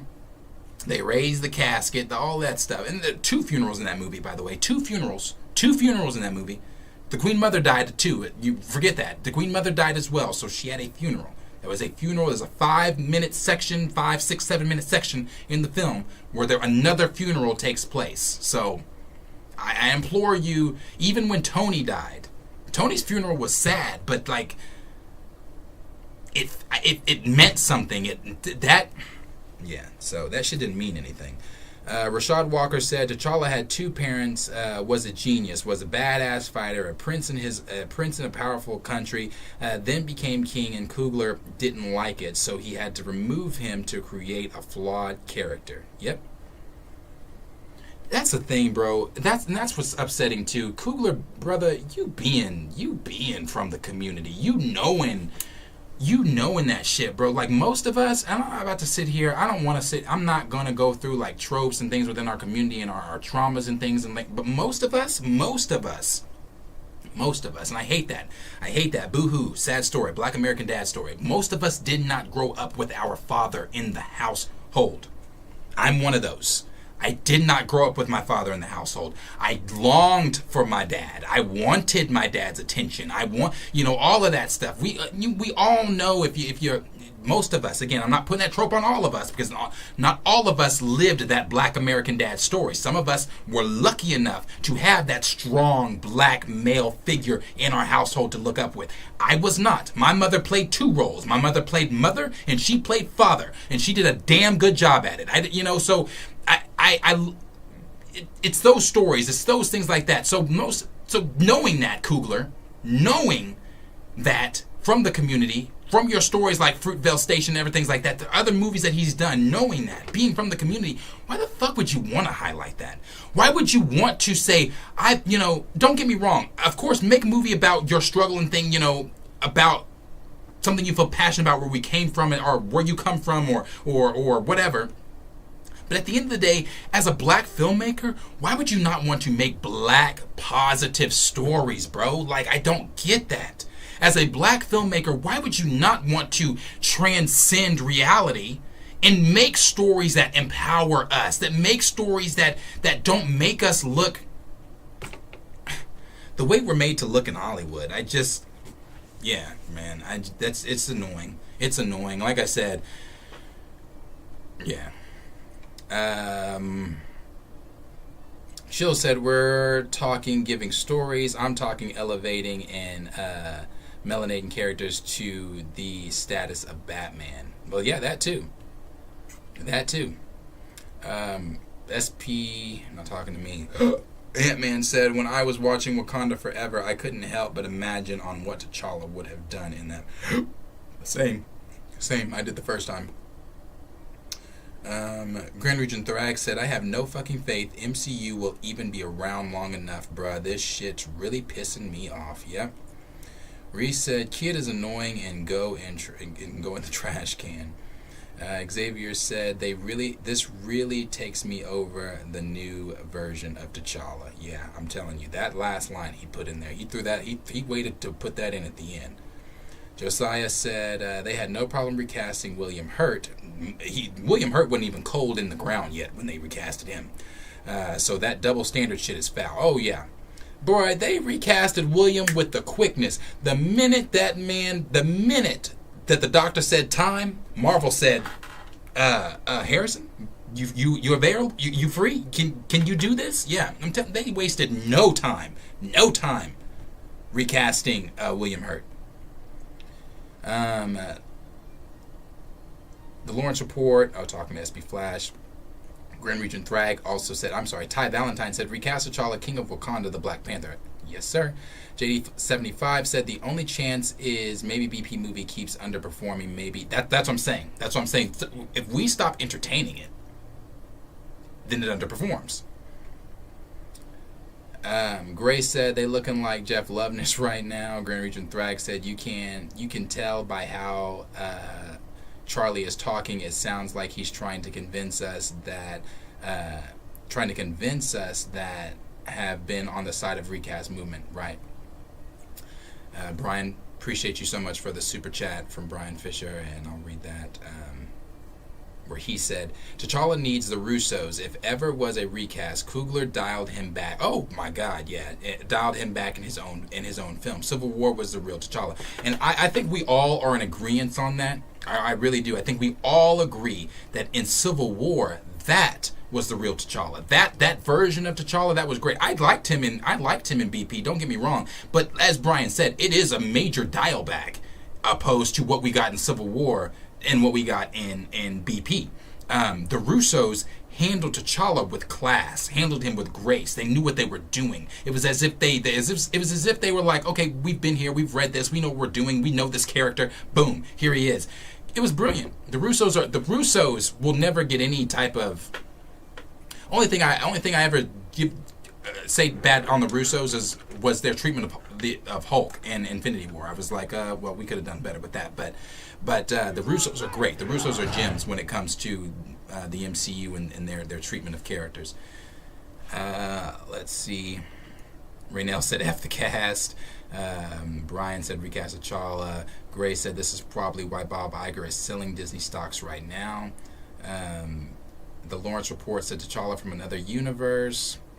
Xavier said, then I guess the BP franchise won't get any more of my money.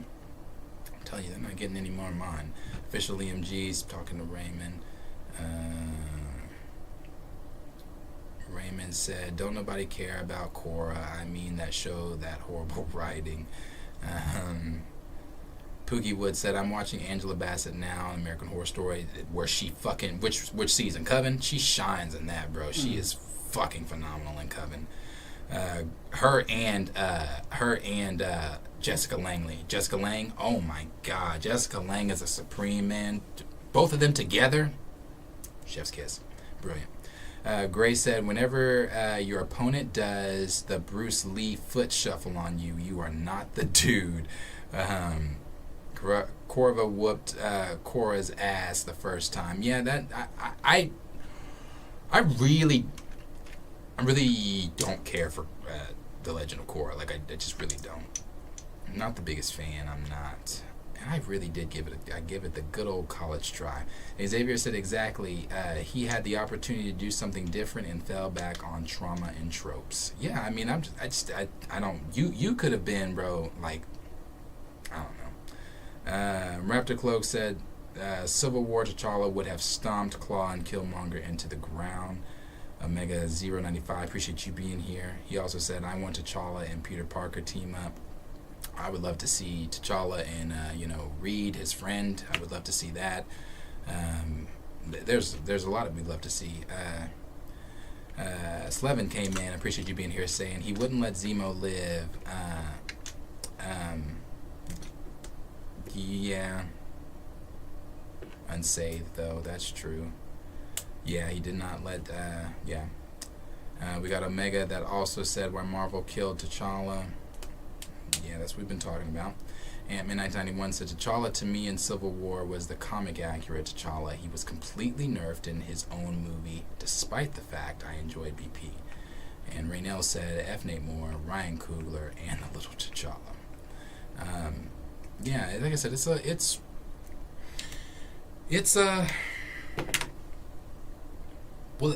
a thing we have to really just, the hashtag is not going to stop on my end, on I'm sure on y'all's ends either. Thank you, Brian, for another super chat where Brian said, when T'Challa told Captain America, how long do you think you can keep him from me? That was fucking it. The King, yeah, there's so many lines from that Civil War. One of my favorites though is well, he doesn't say it. It's Io saying it to Black Widow when she says, move or you will be moved. T'Challa looked and kind of had that smirk and said, as entertaining as that would be, it's those lines, it's the lines, it's the one of my favorite things from Civil War though is the highway chase when T'Challa is on foot after that fucking car. Bro, it shows you his they highlight his speed in that. Like they highlight so many of T'Challa's attributes in that film. The claws, like when he jumped at the tire and like hit the tire, or like I said, the running at it, or whenever he had T'Challa's mind was on one thing and one thing only, and that was very evident in Civil War from the moment he was talking to Natasha outside of where his father was bombed and everything. When he puts the ring down, balls up his fist, and says, in my culture, da da da da da da da. And then, the next time we see him, he's in the Black Panther suit. There's the airport scenes where Clint's like, we haven't met yet. I'm Clint. I don't care. And then kept kicking at him. Like, I'm telling you, bro, like, T'Challa is one of the best superheroes ever, man. Like, just one of the best superhero characters ever. Ever. Like I said, we've talked about it. The character was so popular in the 60s that people demanded he have his own comic issues. People were like, no, yeah, the Fantastic Four is cool, but I want more of that guy that was in that one comic of theirs, and then, we want more of him. Like, can we get that? And then it spawned from there. Like, it went. You got to remember, this is the character that the Marvel company, during that time, during the 60s, the civil rights, told Stan Lee, no, you are not putting a nigga on the cover of a Marvel comic. And his face is showing? I'm sure they told Stanley, nigga, please. You're not putting him on the cover. No. To where Stanley had to go back, redo it to where the mask only came down to here, but all this was still showing, and they said, no. That's still a nigga on the cover. No. To where you got what he's in now. The whole suit. People demanded that. People demanded that this character be put on shelves for his own, with his own issues. I'm telling you, bro. Telling you. So that's a cold character. When you got white folks, Chinese folks, green folks, yellow folks, red folks demanding that you put this character back on the shelves, and not only on the shelves but have his own issues, I think that speaks volumes. Not only that, again, the 1.3 billion just speaks volumes on its own. It was Marvel's first. That was 1.3 billion for a character that was not a household name. Let's remember that. T'Challa was not a household name in 2016. That was not a thing. Nobody was checking for T'Challa. Nobody was like, oh, let me borrow that T'Challa action figure. Hey, let me get that. Let me get them Wakanda robes you got over there. Nobody was checking for that shit. Nobody. But as soon as that movie came out, everybody, man, when the movie came out, I remember you had people dressed up at the theater doing fucking, the dances and shit. You had people with the paint on their, it was a cultural movement. But it wasn't just a cultural movement. It was a cultural movement first, but it quickly became a world movement, because the world stood still when this movie dropped. Everybody was trying to go see this. It was huge. It was huge, bro. And Marvel said, nah, fuck all that. We don't care. Let's see. Raptor Cloak said, Raymond said, yo, that scene between T'Challa and Isla Natasha, I love that. They were so badass under the Russo. Yes, they were. Loved them. Grand Region Thwag said, they show how much of a badass T'Challa was, man. They did. Raptor Cloak said, my favorite line from T'Challa is still, move Captain. Yes, I love that one. Move Captain. I will not ask a second time. I love that shit. Yeah. Gray said, there's a deleted... Yes, there is. There is. We've watched that scene. The deleted scene in Civil War with Nat, and where she actually recruits him. Yes. And there's that conversation. Is that the same conversation? The recruit conversation? The conversation they're having? I think so. I think we're talking about the same scene. Ant-Man 1981 said, when I saw T'Challa in the BP suit fighting Bucky on the rooftop, I was so hyped seeing T'Challa kick ass and take names. Yeah, bro. Dope. Pookie Wood said, also hearing this BP3 mess in Black History Month. Yeah. Yes, Rashad Walker said they read the comics. They did. And that's why I wanted them to stay around for this X-Men stuff, because they, the Russos... Last thing I'll show, and then, because I've been on here longer than I thought I was going to be, but I'm going to show y'all, this really quick.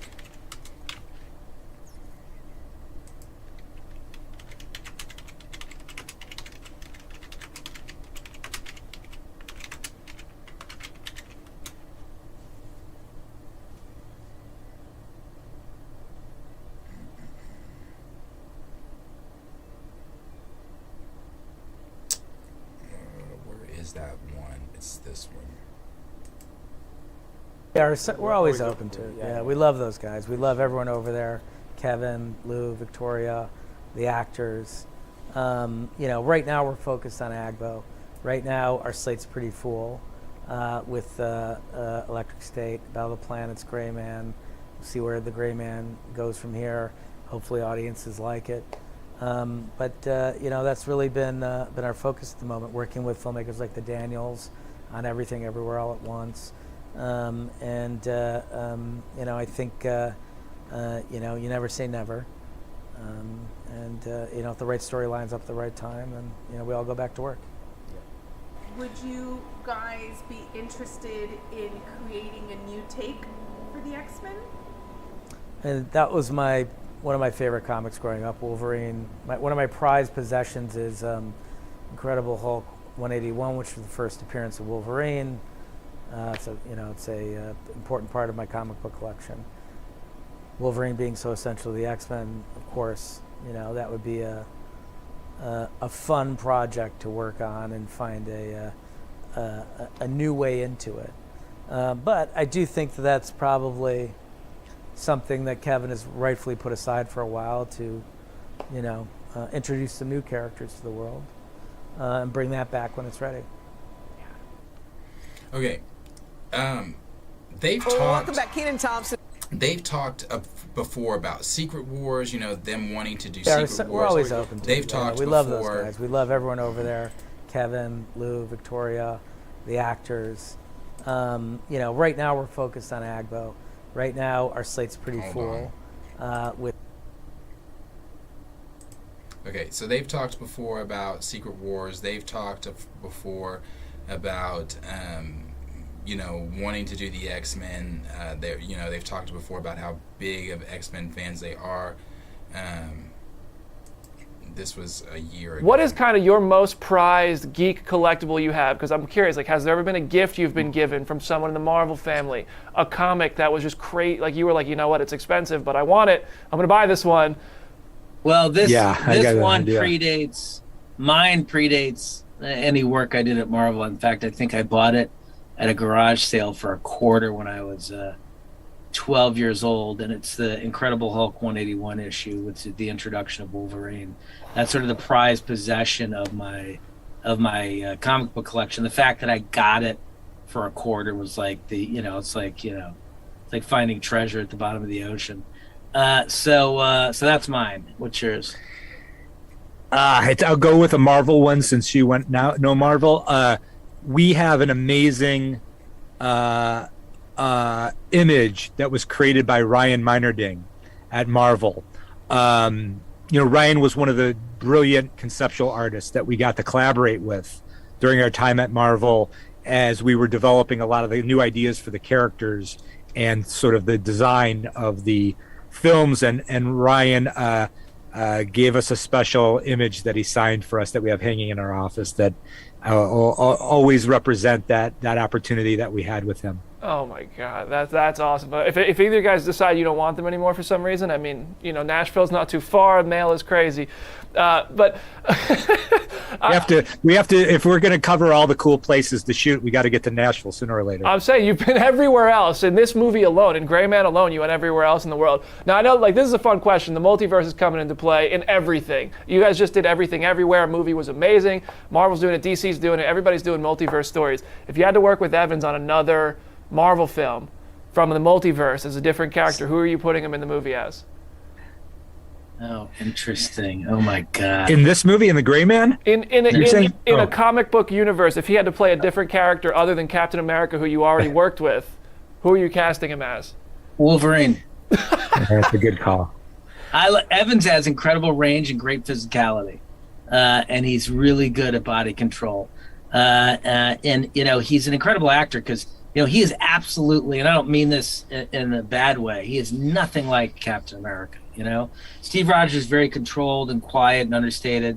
Chris is energetic and funny and charismatic, and he brings a lot of energy to set. And he's just a really incredible actor.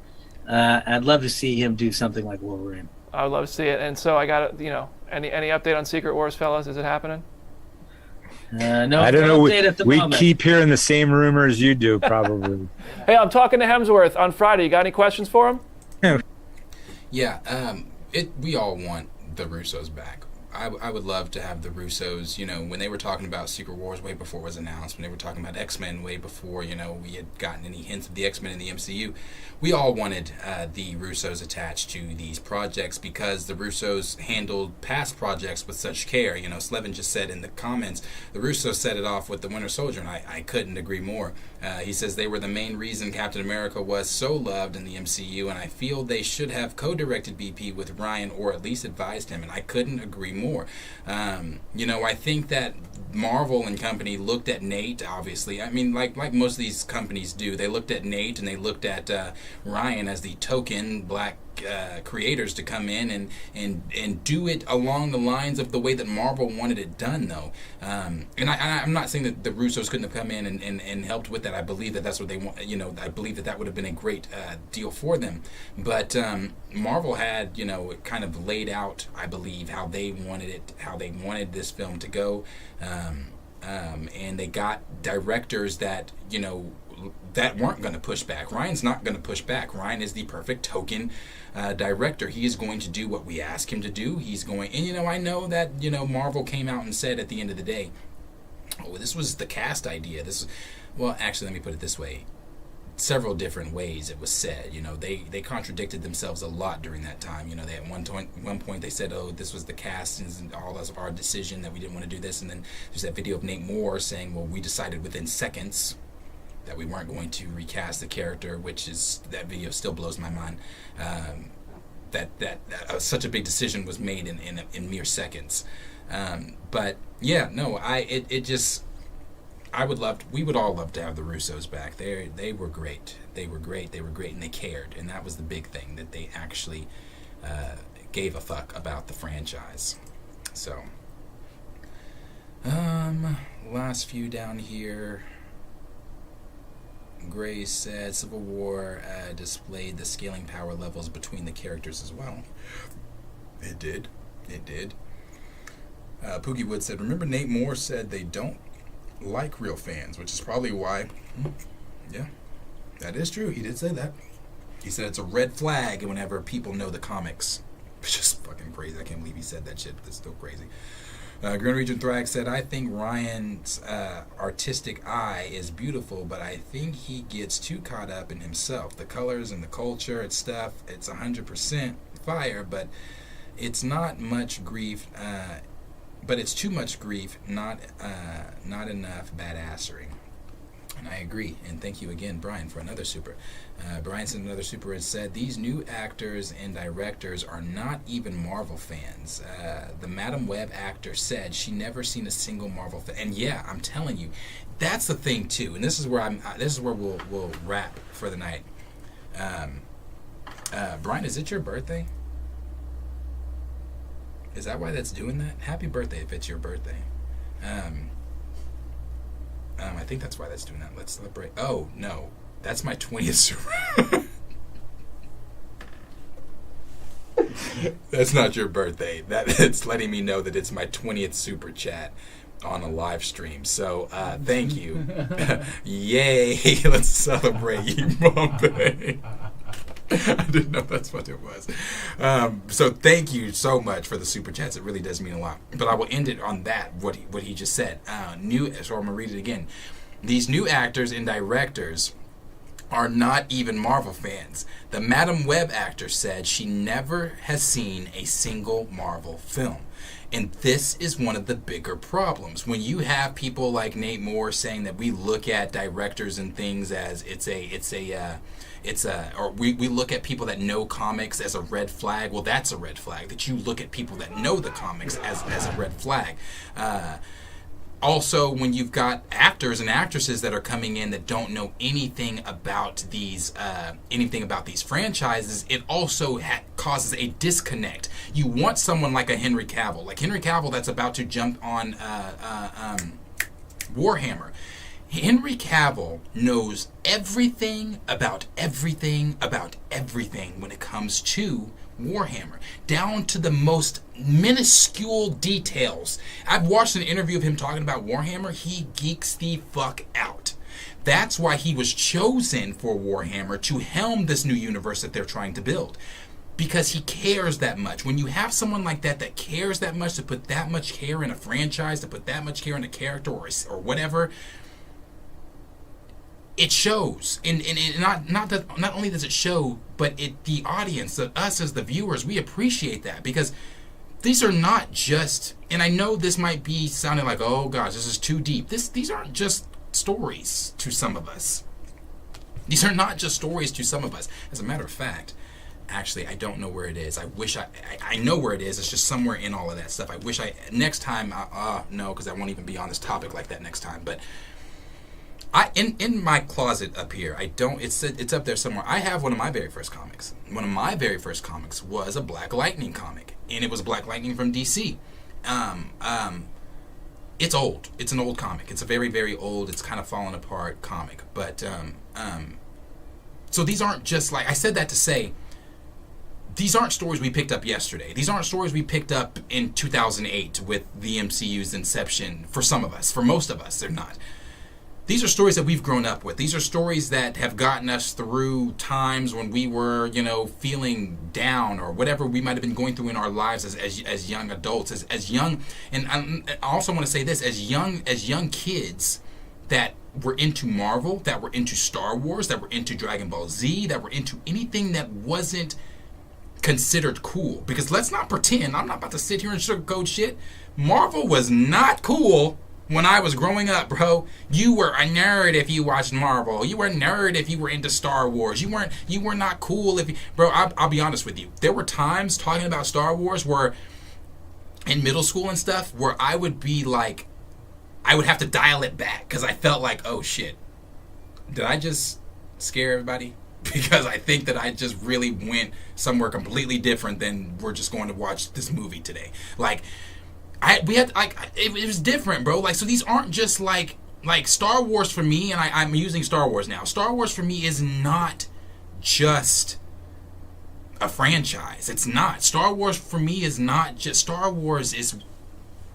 I've cried with Star Wars. I've got happy. I've gotten mad. I've been on the edge of my seat. I felt like... I felt the paranoia. I have felt the end of what had felt like the end of an era in Star Wars and the beginning of a new one with Empire and the Rebels and the clones and going through all these different eras. I feel that shit, and when I'm watching Star Wars and I'm immersed in that world, it takes me to a completely different world. I told you I just watched Bad Batch, 3 episodes, the first 3 episodes of Bad Batch last week, bro. Going into that, I was like, I have my ups and downs with Star Wars. Going into that, I was still kind of upset with how Ahsoka played out and everything like that. But when I left those 3 episodes, I was like, bravo, fucking good job. And it just took me to a completely different world. Which even after that, after I watched it, I was like, I was still in that world because I was looking up shit. I was like, oh, I want to see this. I want to see this. Is this what I think this is? And blah blah blah. So for a lot of us, these aren't just stories. These aren't just people. These people that are actors and actresses that are just collecting a paycheck. For us, it actually means the most. When I have Andrew Garfield that got that Spider-Man role, when even as a child he dressed up as Spider-Man, he read Spider-Man comics. It was a joy for him to get that role. And in my very humble opinion, he's my favorite Spider-Man. I think he crushes the role of Spider-Man. Those are the type of people we are looking for. Last example I'll use. The current show that's going on right now, Netflix's show, the Avatar show. I'm not a fan. I meant to talk about this at the top of the show. I'm not a fan. I'm not a fan at all. I have not even gotten past episode 4 yet. I keep falling asleep. Probably going to fall asleep if I try to watch it tonight. I keep falling asleep on it. I was not expecting it to be the cartoon at all. I think if you go in expecting any of these adaptations to be anything like the originals, you're fooling yourself. It's not. I didn't expect it to be the original, but I'm using this as an example to say the actor that is playing Zhao, the same actor that plays I forget his name in X-Men, but he also plays in Rush Hour, I believe. He's the one that says clean yourself up, you're bleeding. The one in Rush Hour. I believe that's him. He plays Zhao. He did an interview a couple days ago and said he didn't even know that he was auditioning for Avatar: The Last Airbender. He thought he was auditioning for James Cameron's Avatar. So, and then when you look at him portraying Zhao, it's awful. I'm sorry. That shit. No. That the way he portrays Zhao, cut it. Like, there's so many cringy parts for me personally in that Avatar series. Jet is cringy. A lot of the line delivery is cringy too. It's like they're trying a little bit too hard to be different than the M. Night Shyamalan Ding Dong show, and so much different than the original series that it's just too on the nose. Like when Jet said we're the good guys, I was like, oh, I felt that secondhand embarrassment from my bed. Like it just wasn't. I'm not the biggest fan. I think the kid that plays Aang she's doing a great job as Aang, and I don't mind the girl playing Katara or anything. I don't really mind the actors. It's just a lot of the line delivery. I think the dude playing Zuko is great. I think a lot of the line delivery is just not there.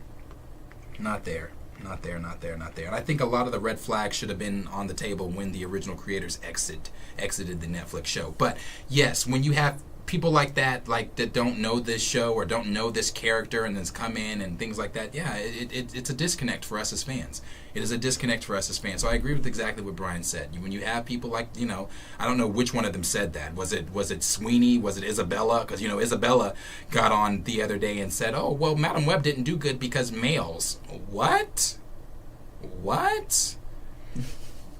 that, sweetheart, sugar, honey, lemon, iced tea, that doesn't have shit to do with the reason your movie failed. I do agree there. So I appreciate y'all. I appreciate everybody this evening. I appreciate so many, all the super chats from Steven, from Brian, from Reese. I appreciate all of you guys. It really does mean the most to me. And I thank all of you guys for hanging out in the chat with me this evening and sticking around. Again, I told you guys, if you noticed last week, I put up videos that I haven't had clipped videos from our streams in so long. I think over a year. And I put out videos. I'm going to do the same thing for this. There's going to be clip stuff that goes out on the actual YouTube for people that don't want to watch the entire live stream, because we've been live now for 3 hours and 35 minutes. So for people that don't want to watch the entire live stream, they are free to just watch the clips. I'm trying my best to be back. I mean that. I know I've said that, but I really am. I'm putting my best foot forward to be back and be immersed in all of this as much as I possibly can, and hang out with you guys and try to get this channel back to where I originally wanted this channel to be, back in the glory days of everything that we were doing. So I'm trying my best to really be back, and you guys being here, you guys hanging out, even you guys know me, even without the super chats, you guys hanging out and just being here, engaging. Love that shit. It's super dope. I really appreciate it, and it makes me just want to continuously come back. So I will be back tomorrow, and I do appreciate all of you guys. I don't know if they'll be here or not. I don't know, but I do appreciate you guys being here with me today. It really does mean a lot. And like I said, I'll be back tomorrow. Also, what I really want to try to do, if I am. I doubt I'm going to see it tomorrow. I really do. I really, really, really, truly want to see Dune 2. I've heard it is fucking masterful.